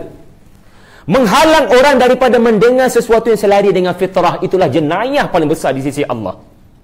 Anda halang orang daripada mendengar ayat-ayat Allah tentang langit, tentang bumi. Tahukah anda? Nuh alaihi salam seru dua perkara sahaja berdasarkan anda baca daripada awal surah. Dia tak seru kepada bebanan-bebanan syariat, dia hanya seru kepada istighfar. Dia seru bertaubat yang nasuha. Itu sahaja. Kembali kepada Allah Azza wa Jalla, dan kalau kamu takut, aku takkan sebut nama kamu. Just be a good Muslim. Dan yang kedua, Nuh menyeru kaumnya untuk berfikir. Alam tarau kaifa khalaqallahu sab'a samawatin tibaqa. Anda lalu pada minggu lepas, Nuh berbicara tentang penciptaan manusia atwara, bertengkak-tengkak, berperangkat. Nuh berbicara tentang matahari ada fungsi, bulan ada fungsi. Tahukah anda, Nuh menjadi ancaman kepada negaranya, pemimpin kerajaannya, kerana menyuruh manusia untuk berfikir. Allahu Akbar. Sebab itu bahaya bila beragama bagi sesetengah orang bila anak sudah mula bertanya soalan. Dia mula rasa tak selesa. Sedangkan itulah perkembangan yang bagus dalam beragama. Dia mula bertanya soalan kerana dia mula berfikir. Anak ini tidak mahu taklid. Kita membesarkan anak kadang-kadang semayang je lah, mak ayah semayang. Hati-hati, pendidikan seperti ini tidak membangunkan keberagamaan yang sihat. Jangan kata semayang lah, mak ayah kamu semayang, kamu nak ikut siapa kalau bukan kita orang? Itu taklid yang kelihatan Islami. Tapi anda sedang membesarkan anak tanpa berfikir. Kenapa kena solat umi sebenarnya? Kenapa habis tu asyik ceramah je? Anda tak boleh kata, nah ini keturunan kita 7 keturunan, semua keturunan kita penceramah belaka. Jangan didik anak macam tu. Mak, kenapa mak pergi haji? Mak, kenapa pergi umrah? Ia tuntutan agama nak. Jangan. Kalau boleh jangan sekadar jawapan superficial begitu. Anda kena sedaya upaya menganggap anak anda sedang berfikir, dan anda kena sediakan bekalan jawapan yang boleh difahami oleh logik akalnya. Dalam hal ini, kalau anda sendiri tidak biasa dengan logik, susah. Sebab tu anak-anak adalah anugerah Allah. Kalau anda gagal untuk menyantuni soalan-soalan logik daripadanya, usah bicara nak dakwah non-Muslim dengan logik. Kalau anak-anak sendiri anda gagal untuk melaluinya. Bukan mudah tuan-tuan nak jawab soalan anak anda saya, Fatihah. Kenapa kita nak kena solat umi? Fatihah letih lah darjah 1 ni. 5 hari kan sekolah. Maghrib 3 rakaat, kenapa? Lepas tu nak tidur pula 4. Lagilah beban. Anda nak jawab macam mana? Anda jangan jawab sebagaimana jawapan kaum Nabi Nuh. Ingat ya, cerita sejarah bila jadi ayat Quran, dia akan berulang. Dia akan jadi masalah anda dan masalah saya. Jangan anggap ini hanya cerita sejarah, cerita kaum Nuh. Penyakit kaum Nuh, penyakit mak ayah kaum Nuh boleh jadi penyakit kita mak ayah. Na'udzubillah. Dan ayat 23 menerangkan. Ayat 23 menerangkan ayat 22. Besarnya jenayah mereka bukan pada sekadar menumpahkan darah. Besarnya jenayah di sisi Allah adalah syirik. Syirik saja tak apa lagi, tetapi menyeru manusia, kempen propaganda untuk syirik, ia sangat besar di sisi Allah. Sebab itu ayat 23, mereka pemimpin-pemimpin ini berkata kepada kaumnya, jangan tinggalkan Tuhan-Tuhan kamu. Perhatikan ucapan pemimpin-pemimpin ini. Ia ucapan yang sangat bijaksana. Kalau anda perasan elok-elok, mereka tidak sekadar berkata, mereka ni siapa? Mereka yang sedang terancam dengan dakwah Nabi Allah Nuh alaihi salam. Sudah mula kelihatan menyebabkan ramai orang berfikir. Lalu pemimpin-pemimpin yang terancam ini mula merencana konspirasi. Makar artinya anda sebut pada orang lain, belakang tabir anda buat lain. Distraction. Di TV anda cakap lain, belakang anda buat lain. Sekarang di depan TV mereka kata ayat 23, belakang mereka nak bunuh Nabi Nuh.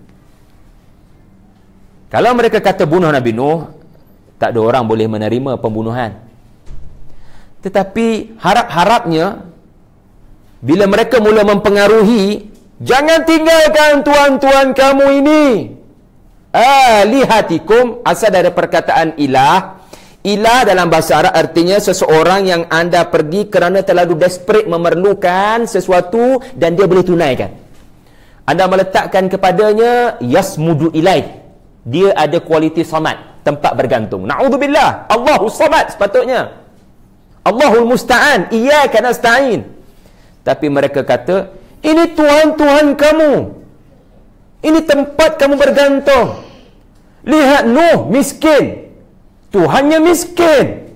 Lihat kami, Tuhan kita kaya. Kenapa pergi pada Nuh? Kalau Tuhan itu benar, Tuhan Nuh itu benar, dia tak akan biarkan Nuh berada dalam keadaan miskin. So propaganda mereka adalah mempengaruhi, dan mereka bukan sekadar berkata jangan tinggalkan tuan-tuan kamu. Mereka perincikan tuhan-tuhan itu. Jangan tinggalkan Wad. Seolah-olah mereka pergi kepada berhala yang bernama Wadda. Jangan tinggalkan dia. Lepas tu mereka pergi pula pada berhala yang kedua. Ni Suwa, jangan tinggalkan dia. Mereka pergi pada yang ketiga, Yaghuth. Besar juga berhala ni. Mungkin lagi besar daripada tu Kehu. Wala Yaghuth, Yaghuth jangan kau tinggal sebab ada la. Tapi bila Ya'uq tak ada la, bila Nasra tak ada la. Perasan? Di sini Allahu Akbar, bila kita tengok kitab-kitab tafsir yang menekankan balaghatul Quran, kita akan nampak di sini kebijaksanaan dakwah Nabi Nuh. Kenapa mereka pergi pada 3 berhala paling besar itu? Dan mereka hanya kata demikianlah juga Ya'uq, demikian juga Nasra, jangan tinggal. Tetapi 3 berhala yang paling besar dengan menggunakan la menunjukkan mereka kena pergi ke berhala tu dan berkata dan mempengaruhi rakyat jelata, jangan tinggalkan mereka, jangan tinggalkan dia, jangan tinggalkan dia, dan lagi 2. Dan lagi 2 tu maknanya tak payah pergilah. Ini menunjukkan Nuh alaihi salam sepanjang 950 tahun dia memang serang betul-betul yang paling besar. Sebab yang paling besar pasti kualiti yang paling besar. Sebab tu disebut nama oleh pemimpin-pemimpin ini kerana mereka beriktikad. Ingat tak ayat 16? Tak payah tengok, boleh tengok ke depan ni je. Sorry, bukan 16. Kalau anda boleh lihat ayat 12. Perasan tak ada 5 perkara? Ayat 11, ayat 12. Ayat 11 pertama hujan. Kedua anak. Kedua harta. Ketiga anak. Keempat kebun. Kelima sungai. 5 juga kan? Dikatakan wallahu alam. Satu berhala nama apa yang pertama tadi? Wadda. Dia untuk hujan. Pergi pada dia. Yang kedua pada dia tadi? Suak ke apa? Kalau kau ada masalah duit, masalah kewangan, pergi pada dia. Yang ketiga apa dia? Nama apa? Yawuz. Yawuz katakan. Ada masalah anak, saya ni dah kahwin 10 tahun tapi tak ada anak. Pergi pada dia. Pergi pada dia. So ini yang paling besar. Dan Nuh alaihi salam, dia sasarkan yang paling besar. Bukankah ini metod dakwah Nabi Ibrahim alaihi salam? Dia musnahkan semua berhala, dia biarkan paling besar. Yang paling besar itu akan menjadi bukti kepada berhala is nothing. Kerana dia walaupun besar dari sudut saiz, tetapi dia tidak mampu melakukan apa-apa. Usahkah pecahkan berhala-berhala yang lain? Bercakap untuk mempertahankan diri pun tidak mampu. Jadi saya harap anda juga nampak pengajaran ataupun tadabbur bagi saya ayat 23. Setiap zaman pemimpin-pemimpin materialistik sangat bijak menyusun kata untuk mempengaruhi emosi anda. Mereka bukan pemimpin yang tak pandai bertutur. Anda tengok je macam mana mereka mempengaruhi rakyat jelata. Jangan tinggalkan Tuhan-Tuhan kalian. Maknanya apa? Inilah Tuhan-Tuhan yang akan bercakap bagi pihak kita di hadapan Allah. Ia telah menjadi Tuhan-Tuhan nenek moyang kalian. Adakah kalian tidak hormat mak ayah kalian? Bila sentimen family dimainkan, siapa tak tumbang tuan-tuan? Bila sentimen inilah yang menyebabkan keluarga kita bersatu, siapa tak lemah semangat? Bila sentimen emosi kekeluargaan dimainkan. Ini Tuhan kalian. Ini Tuhan ibu ayah kalian. Kalau kalian tidak menyembah Tuhan-Tuhan ini, artinya anda tidak menghormati apa yang telah dilakukan oleh mak ayah kalian. Ini menunjukkan kalian menganggap mak ayah kalian tidak berakal. Adakah kalian mengatakan sedemikian? Ini kebijaksanaan pemimpin. Pemimpin ini berkata-kata. Sampai bila-bila pemimpin materialistik memang pandai berkata-kata untuk mempengaruhi emosi anda. Nabi Nuh main dengan kewarasan akal berfikir. Mereka main emosi. Machinery diorang adalah paksaan. Jangan tinggalkan.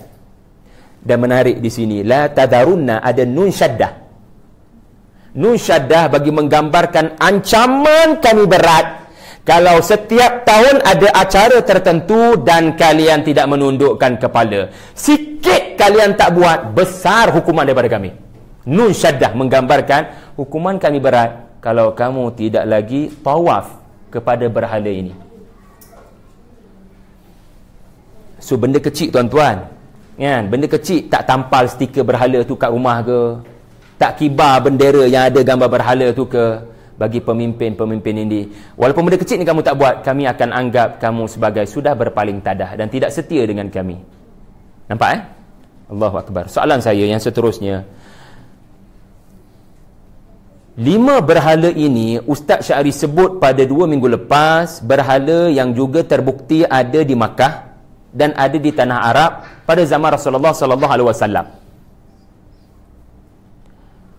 Lalu bagaimana nama-nama ini boleh terus diwarisi daripada zaman Nabi Nuh? Bukankah banjir besar telah memusnahkan orang-orang kafir?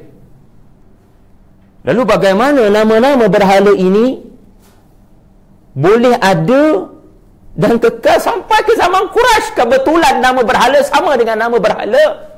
Bukan berhala yang sama, tapi nama berhala itu sama. Ini fakta. Semasa Nabi berdakwah di Mekah, memang 5 berhala ni anda letakkan diri anda di tempat Quraisy. Ketika dengar ayat 23, Muhammad dia cerita pasal Nabi Nuh ke dia caci berhala kita sebenarnya? Sebenarnya aku bercakap tentang berhala kamu sama dengan berhala kaum Nabi Nuh. Nama berhala itu kebetulan sama. Soalan saya, macam mana boleh nama-nama berhala ni boleh kekal sampai zaman Nabi Rasulullah, sedangkan banjir besar tu dah berlaku? Generasi kafir tidak dapat mewariskan apa-apa sebab mereka mati dalam banjir. Di sini satu perkongsian yang menariklah daripada para alim ulama kita. Sudah pasti nama-nama berhala ini yang bercakapnya adalah mereka di atas bahtera, yang beriman, yang pasti akan mendidik anak-anak mereka di pergunungan judi. Tahu judi? yang Allah sebut dalam surah Hud. Kapal ini mendarat di bukit judi. Dan setengah riwayat mengatakan Allahu Akbar, pergunungan ini sangat dekat dan boleh dilihat oleh orang-orang yang bermusafir ke utara. Subhanallah. Orang Arab Quraisy katanya, ada riwayat, mereka boleh nampak pergunungan dan bahtera yang ada di atas itu. Ketika itu 1400 tahun dahulu. Sekarang wallahu a'lam. Maknanya tempat bahtera itu mendarat sangat dekat dengan tanah Arab. Bukan dekat dengan Mekah, dekat dengan tanah Arab di bahagian utara. Dan kebetulan berhala orang-orang Arab nama mirip dengan berhala kaum Nabi Nuh alaihi salam. Ini menunjukkan mereka yang beriman, yang survive daripada banjir, dia didik anak tentang kepentingan menyembah Allah yang Esa, dan pada masa yang sama dia memberitahu anak-anaknya tentang maklumat-maklumat tambahan, iaitulah, tahukah nak apa berhala yang telah disembah oleh kaum ayah dahulu? Katakan 70 orang, 80 orang ni mereka turun daripada bahtera itu dan mereka membangunkan zuriat, betul? Dan semua anda, saya, mesti ada ayah atas bahtera itu. Saya harap anda kaji keturunan anda. Keturunan anda pasti akan bersambung dengan salah seorang atas bahtera itu. Sebab saya memilih pendapat lebih kuat, banjir berlaku secara global berdasarkan isyarat-isyarat Al-Quran. Walaupun kebetulan sama dengan Bible. Peduli apa Bible? Tapi isyarat daripada Quran, saya lebih meyakini ia bukan banjir lokal, ia banjir global. Apatah lagi dalam surah Nuh, sebelum daripada Nabi Nuh mendoakan kaumnya ini, Allah akhiri dengan, Allah jadikan bumi ini sebagai hamparan untuk kamu berjalan di jalan-jalan yang luas. Ini maknanya kaum itu telah bertebaran. 7 keturunan takkan duduk di satu tempat, mesti bertebaran di seluruh dunia. Tetapi mereka kafir. Lalu bagaimana nak musnahkan mereka? Sebagaimana doa Nabi Allah Nuh alaihi salam, kalau satu tempat saja dikenai banjir, so sudah pasti ada kemungkinan besar ia banjir yang menimpa seluruh dunia. Dalil yang kedua adalah kenapa setiap jantan dan betina mesti diletak di atas bahtera. Kenapa binatang mesti diletakkan? Ini menunjukkan ia pasti menimpa seluruh dunia. Lalu anda sendiri pun ada genealogi. Ada keturunan, garis keturunan dengan salah seorang yang berada di atas bahtera. Wa ayatul lahum anna hamalna dzurriyyatahum fil fulkil mash'un. Di atas bahtera itu, yang ada di atas bahtera itu juga adalah zuriat-zuriat mereka. Maknanya bukan sekadar mereka 80 orang atau 12 orang, tetapi yang mereka kandung adalah penduduk dunia yang baru.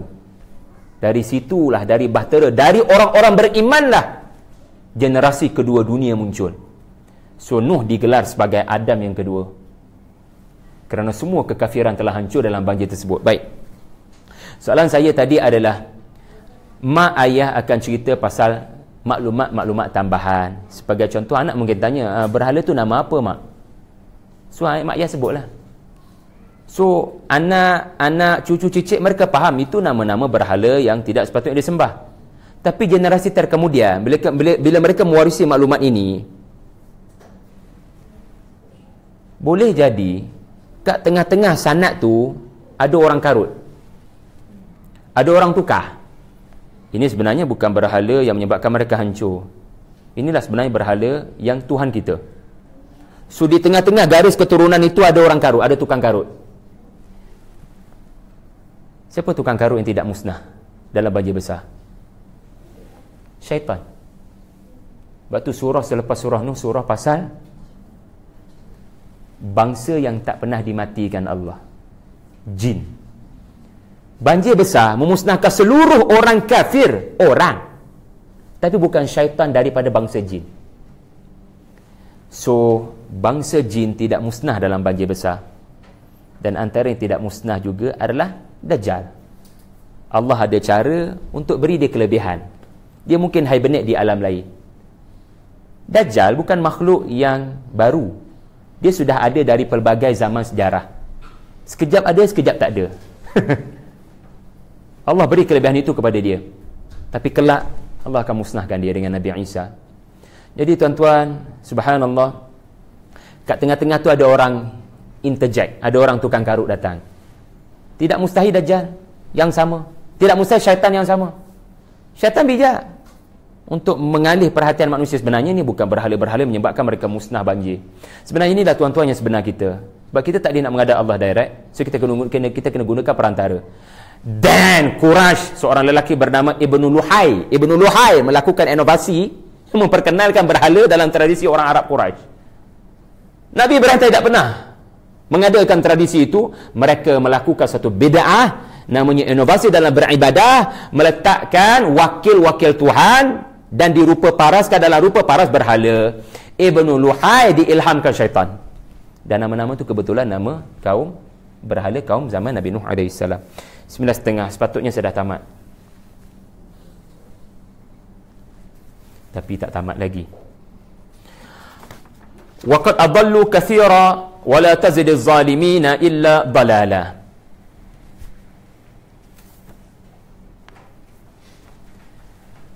Mereka, yakni pemimpin-pemimpin kerajaan kafir, telah menyesatkan ramai manusia. Ramai di sini juga bermakna pelbagai generasi sebelum telah berjaya disesatkan oleh machinery kerajaan kafir ini. Ini laporan Nabi Allah Nuh alaihi salam. Waqad ni maknanya, ya Allah, saya bercakap bukan percakapan yang tak ada fakta.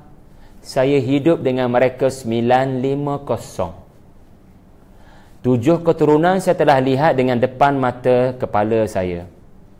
Betapa dahsyatnya machinery kerajaan kafir ini. Mereka telah berjaya menyesatkan bukan generasi yang ke-7, bahkan generasi yang pertama.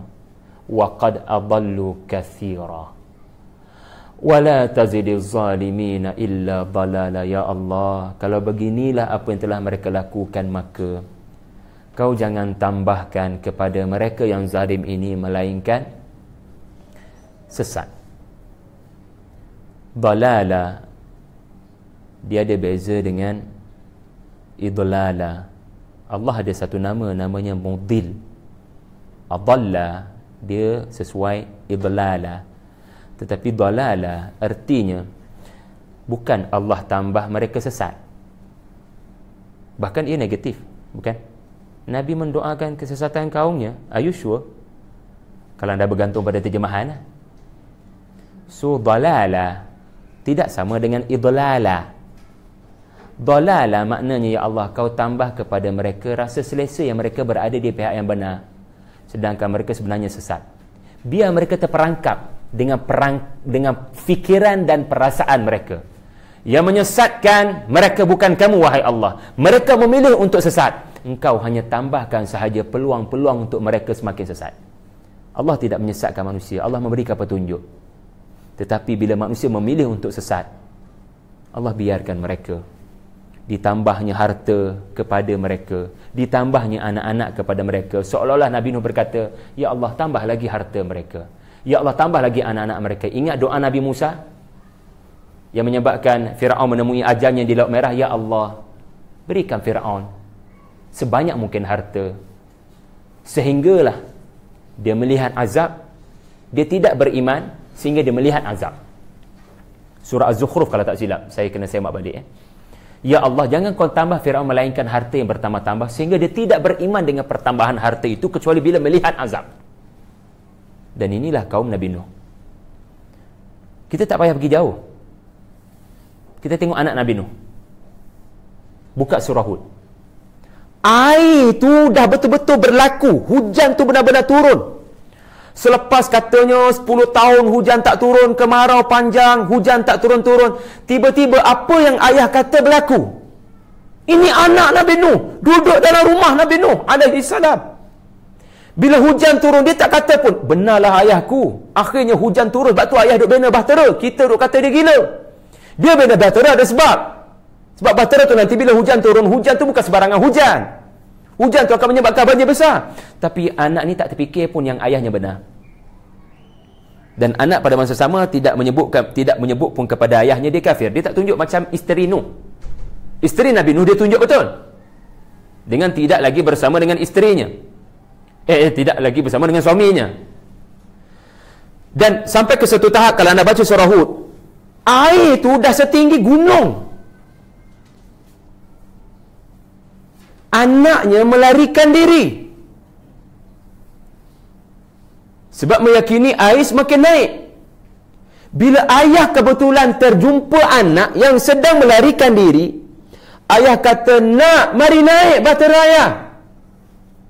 Ayah merasakan kamu telah bertaubat sebab kamu seorang-seorang ni sedang melarikan diri dan bersembunyi di tempat ini. Orang lain beramai-ramai berhimpun di puncak gunung tu. Bila kamu tak duduk sekali dengan orang kafir ini seolah-olah menunjukkan something happen yang menyebabkan kamu bertaubat. So, kalau kamu bertaubat, sila naik ke bahtera ayah sebab ayah faham. Orang tak bertaubat tak ada naik bahtera ayah.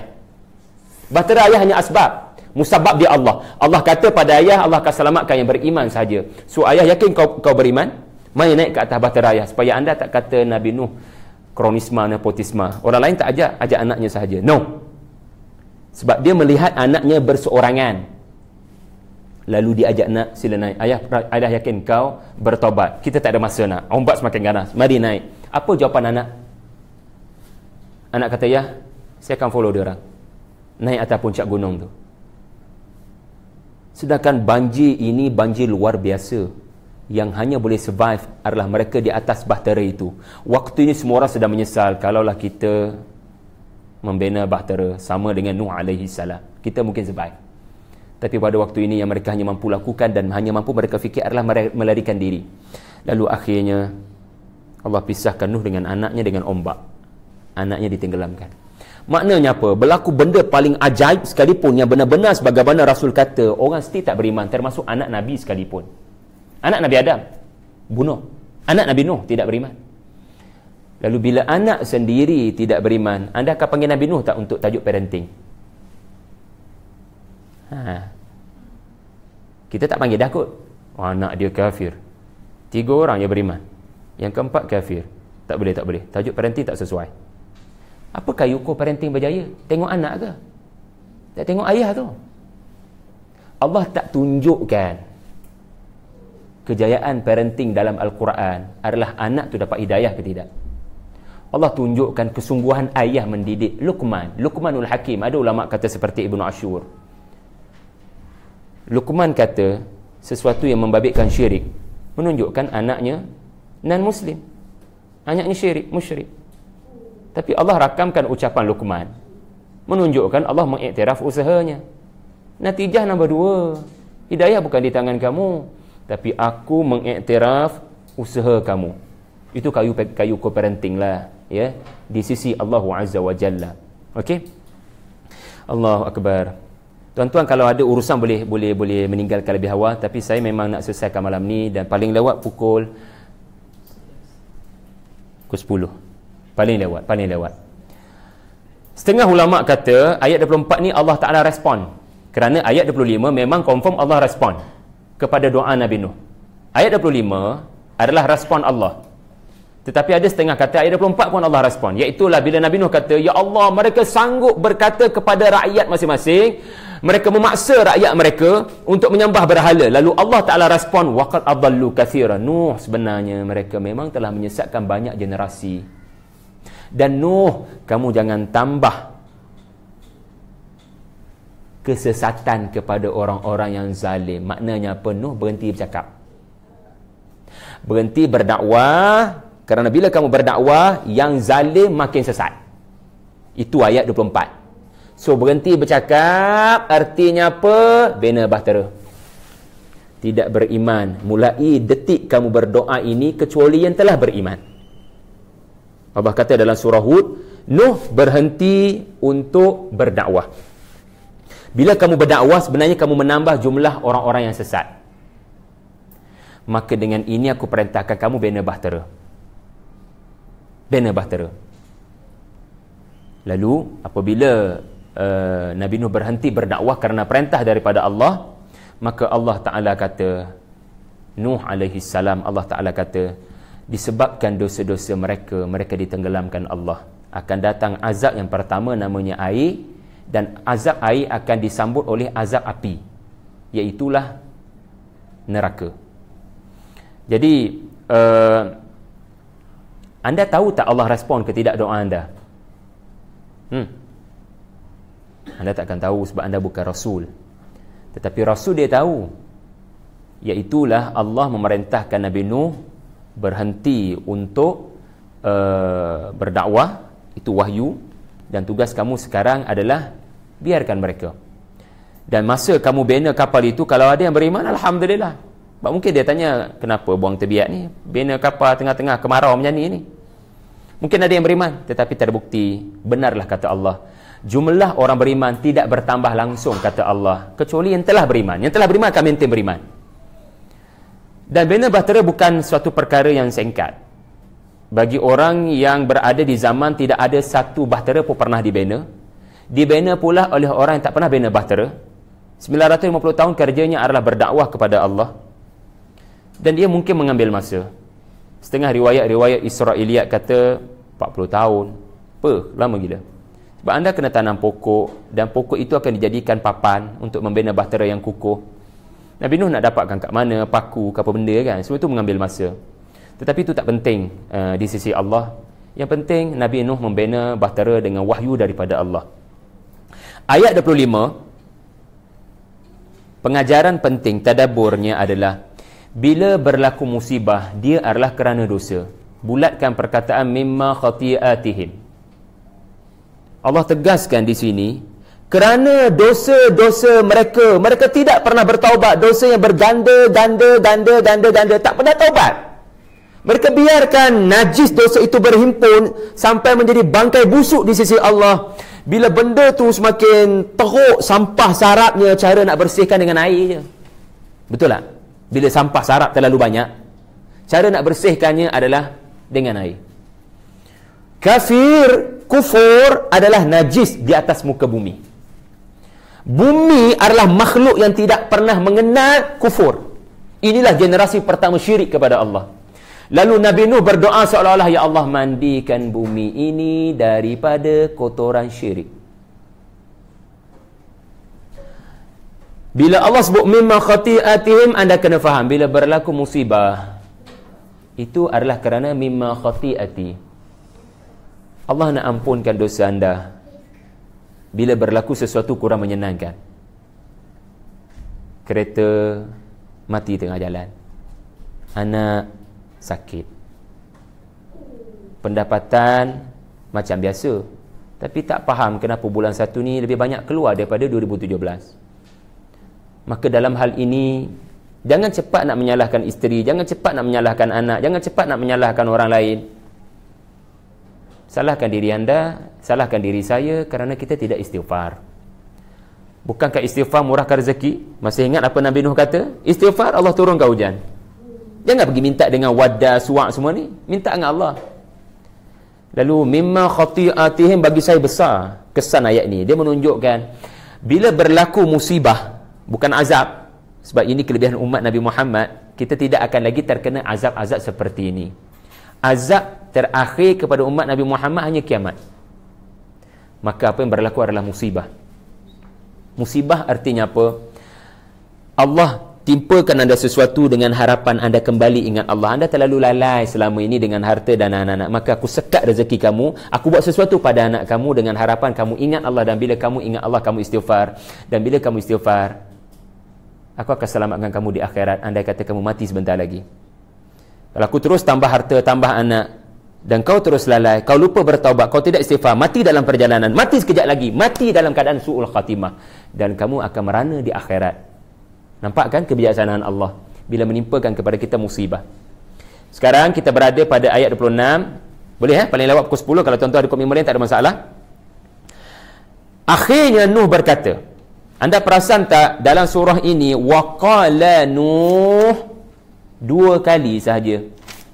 Waqala Nuh, qala Nuh 2 kali. Iaitulah ayat 21 dan ayat 26. Betul tak? Nuh berkata. Sebenarnya kalau tak sebut Nuh pun kita faham.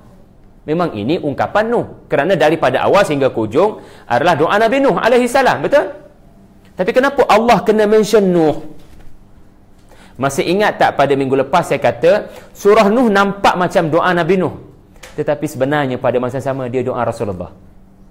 Dia doa Rasulullah. Dia menggambarkan situasi Nabi.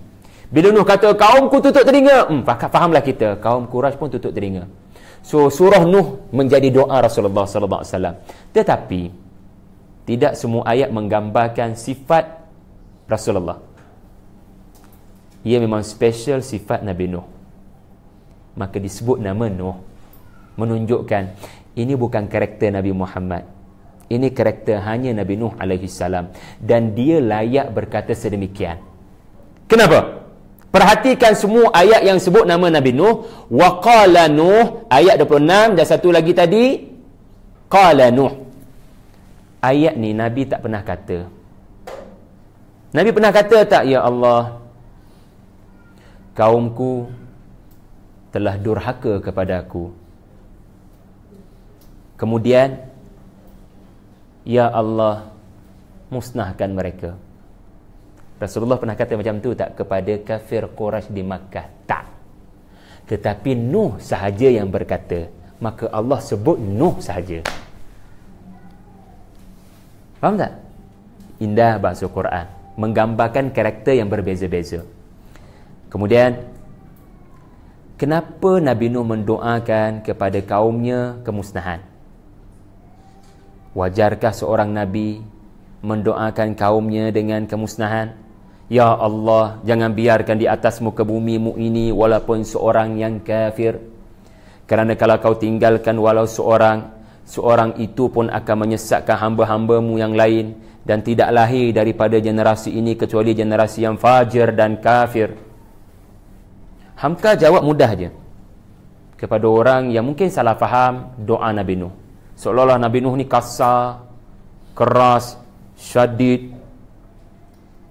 Tuan-tuan, sebelum saya ungkapkan kata-kata Hamka, anda pernah marah tak kepada mad'u? Rasa marah sangat sebab selepas 3 hari tidak menunjukkan perubahan. Kamu ni kalau tidak dengan program ni, bila lagi nak berubah? 3 hari pun dah marah. Ni 950 tahun bersabar, tak pernah mendoakan kepada kaumnya kemusnahan. Tak pernah sepanjang 950 tahun. So siapa yang lebih sabar sebenarnya? Kamu yang 3 hari dah tak sabar, atau Nabi Nuh 950 darab 365? So siapa sebenarnya yang lebih sabar? Nuh tidak pernah terlepas di mulutnya doa kepada kaumnya. Nuh berdoa, kata Hamka, kerana dia telah sampai pengetahuan daripada Allah bahawasanya Nuh, kalau kau berdakwah pun takkan ada lagi yang beriman, maka berhenti. Ya Allah, saya kena berhenti berdakwah. Ketahuilah wahai Allah, kalau kau tidak perintahkan aku berhenti, aku akan teruskan sampailah umur mereka 1000 tahun sekalipun. Tapi Allah kata, Nuh, umur mereka 1000 tahun aku cut 50. Kerana kalau aku tambah lagi 50, mereka akan menambah kanser kufur ini di atas muka bumi. Maka Allah tarik keberkatan umur mereka kerana syirik. Lalu Nuh alaihi salam berkata, ya Allah, adakah kerana aku gagal wahai Allah sampai aku kena berhenti berdakwah? Rasul tidak boleh berhenti berdakwah di Makkah selagi tidak kerana perintah Allah. Batu Nabi tak boleh berhijrah selagi tak ada perintah Allah. Tapi bila Allah telah perintahkan tinggalkan Makkah, maknanya sudah tidak ada ruang untuk mereka mendapat hidayah. Tinggalkan mereka. Maka Allah akan uruskan mereka. So Nuh alaihi salam telah diperintah Allah berhenti berdakwah. Anda ada dapat perintah Allah untuk berhenti berdakwah? So anda dan saya bukan Rasul yang menerima perintah untuk meninggalkan dakwah. So kita teruskan dakwah. Kita tak tahu siapa akan mendapat hidayah. Lalu bila Nuh mendapat tahu, ya Allah, I'm doing my best, kenapa kau suruh aku berhenti berdakwah? Lalu surah Nuh menggambarkan Nabi Nuh rasa bersalah. Lalu dia melaporkan segala yang terbaik dia telah lakukan. Dia macam tak boleh menerima. Tetapi akhirnya dia menerima hakikat. Okey Allah, saya kena berhenti berdakwah. Tetapi adakah saya hanya diperintahkan kamu untuk berhenti berdakwah? Nanti apa jadi kalau mereka terus berada di atas dunia dan saya mati? 950 tahun, 7 keturunan saya hidup, terbukti depan mata saya, wahai Allah, tak ada generasi keluar daripada mereka kecuali kafir dan fajir. Ini arah saya nak tanya anda. Kalau orang yang berpengalaman dalam dunia bisnes 50 tahun, tiba-tiba dia kata bisnes anda, kalau karakter macam ni anda takkan maju ke depan. Anda akan dengar tak pendapat dia? 50 tahun pengalaman dalam dunia bisnes Datuk ni. Dan anda jemput dia untuk beri pendapat dalam retreat anda. Dia datang awal pukul 9, pukul 10 staf anda tak sampai lagi untuk retreat. Lalu dia kata, kalau macam ni perangai, datang lambat, 2-3 tahun lingkup company kamu. Anda akan percaya tak ancaman dia? 50 tahun pengalaman bisnes, anda akan percaya. Sebab dia bercakap bukan atas dasar pengetahuan pembacaan. Dia bercakap atas dasar pengalaman. Ni 950 tahun, dia lebih master dengan karenah manusia. Dia maha guru dalam human behavior. Dia faham. Lahir juga manusia. Perhatikan perkataan Yalidu. Yalidu menunjukkan betapa dahsyatnya misionari pemimpin-pemimpin kafir ini.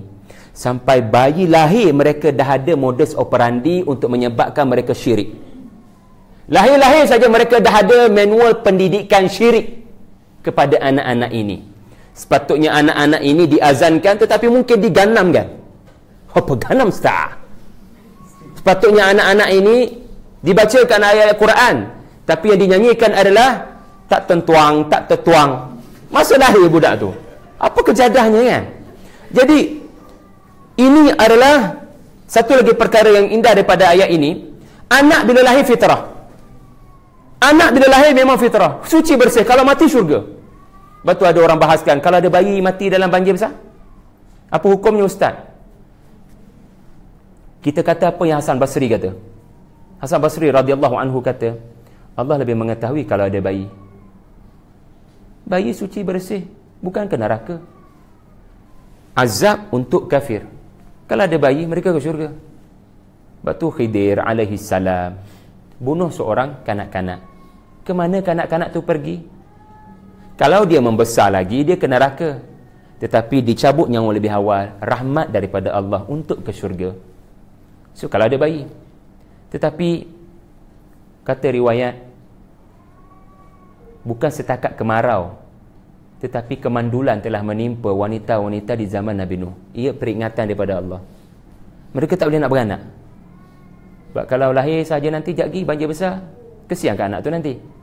So Allah jadikan mereka ni mandul untuk 10 tahun ke wallahualam. Sebab itu antara yang Nabi Nuh ganjarkan, yang Nabi Nuh berikan fadilat, perasan kan? Istighfar Allah turunkan hujan sebab kemarau. Istighfar Allah bagi pada kamu harta sebab kemarau menyebabkan kebun-kebun semua rosak. Istighfar Allah bagi anak sebab katanya mandul belaka masa tu. Wallahu a'lam. Kemudian tuan-tuan, last sekali, Rabbi ghafirli wa liwalidayya wa liman dakhala baitiya mu'minan wa lil mu'minina wal mu'minat wa la tazidiz zalimina illa tabar. Hafalah doa ni. Ini doa yang saya kira doa maksur, doa supaya Allah ampunkan saya, ampunkan dua mak ayah saya. Perhatikan. Ayat sebelum pasal mak ayah bertanggungjawab menyebabkan anak jadi kafir. Faktor mak ayah sangat penting. Ayat 27 parenting, ayat 28 parenting. Faktor mak ayah punca anak jadi majusi, Yahudi, Nasara. Anak tu sendiri kalau tak terdedah pada mak dan ayah, kalau tak terdedah pada culture, tak terdedah kepada faktor luaran, dia akan jadi muslim sebenarnya. Tetapi faktor mak ayah, Nabi Nuh tunjukkan model. Mak ayah saya beriman. Mak ayah saya besarkan saya dengan pendidikan iman. Tetapi ayat 27, kaum saya, mak ayah, membesarkan mereka dengan pendidikan materialistik. Bergantung pada iPhone, bergantung kepada komputer, rezeki datang daripada online. No. Rezeki daripada Allah. Bukan daripada berhala quote in quote manusia. Kemudian waliman dakhala baiti ya mu'minan, dan mereka yang masuk ke dalam rumah saya sebagai seorang mukmin. Ini menunjukkan ada yang masuk ke dalam rumahnya tapi tidak beriman, SB. Dalam nampak semangat, luar rupanya laporkan berita ini. Ini juga menunjukkan ada orang dalam rumah yang tidak beriman, isterinya. Ini juga menunjukkan ada orang dalam rumahnya yang tidak beriman, anaknya. Duduk sekali. Ya Allah, jadikan mereka yang masuk ke dalam rumahku beriman. Ampunkan dosa mereka. Tuan-tuan, rumah Nabi Nuh adalah pusat gerakan Islam pada waktu itu. Sebab ayat 27 pasal mencetak generasi Dajjal. Kita katakan begitu. Ayat 27 pasal kilang percetakan generasi Dajjalik. generasi memuja harta. Ayat 27, mereka ada satu kaedah untuk setiap anak yang lahir ini, mereka melalui modus operandi di mana jadi kafir dan fajir. Fajiran artinya meletupkan,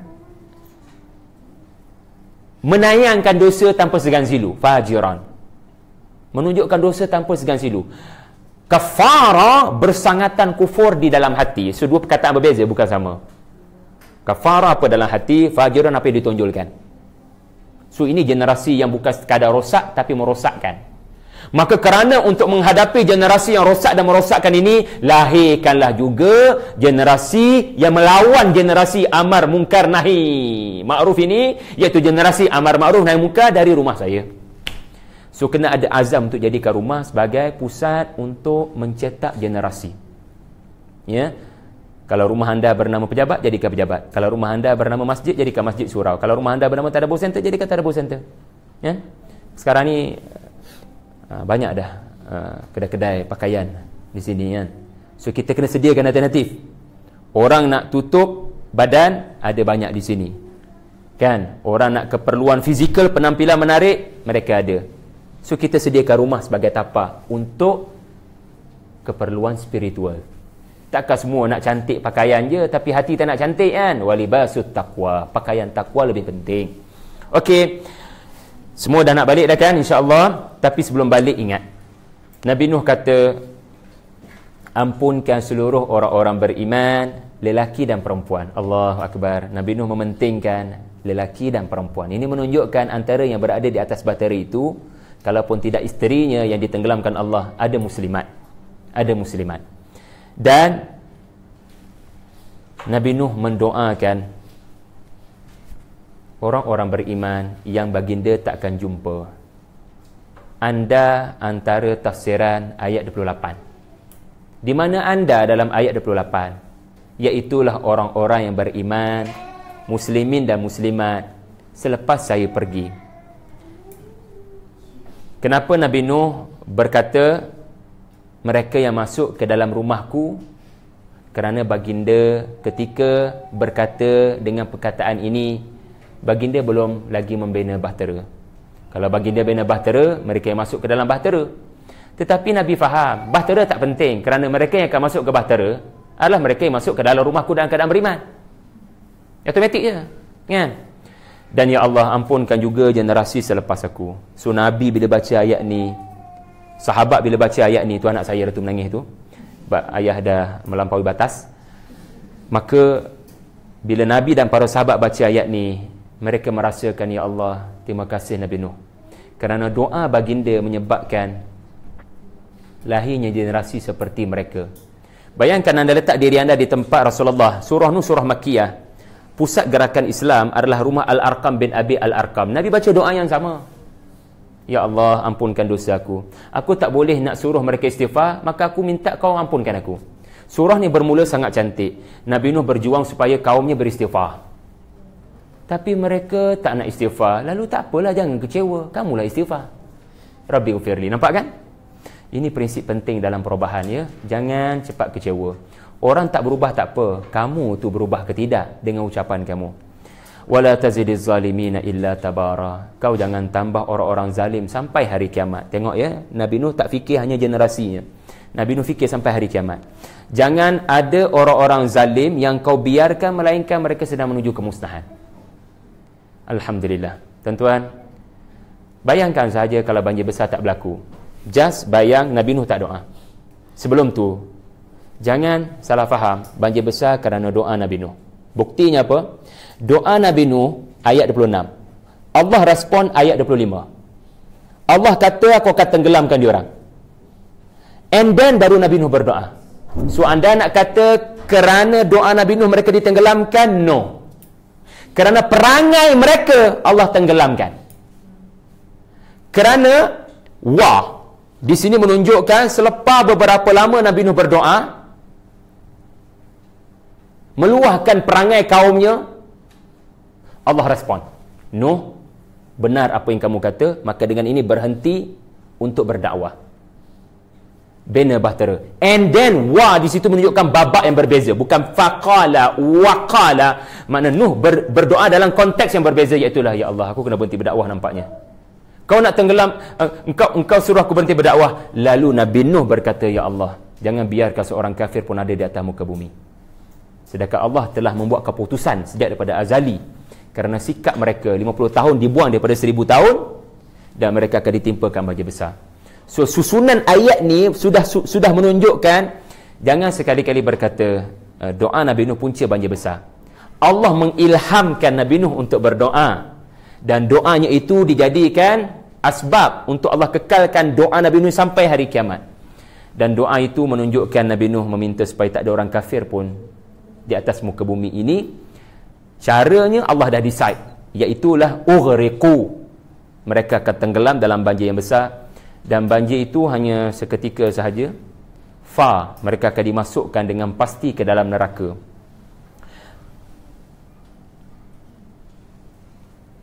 Bayangkan dunia tak ada banjir besar, maknanya kekufuran tidak musnah.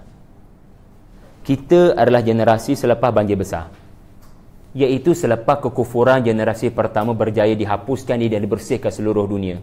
Yang itu pun kekufuran bermaharajalela, kembali bermaharajalela nabi-nabi selepas Nabi Nuh.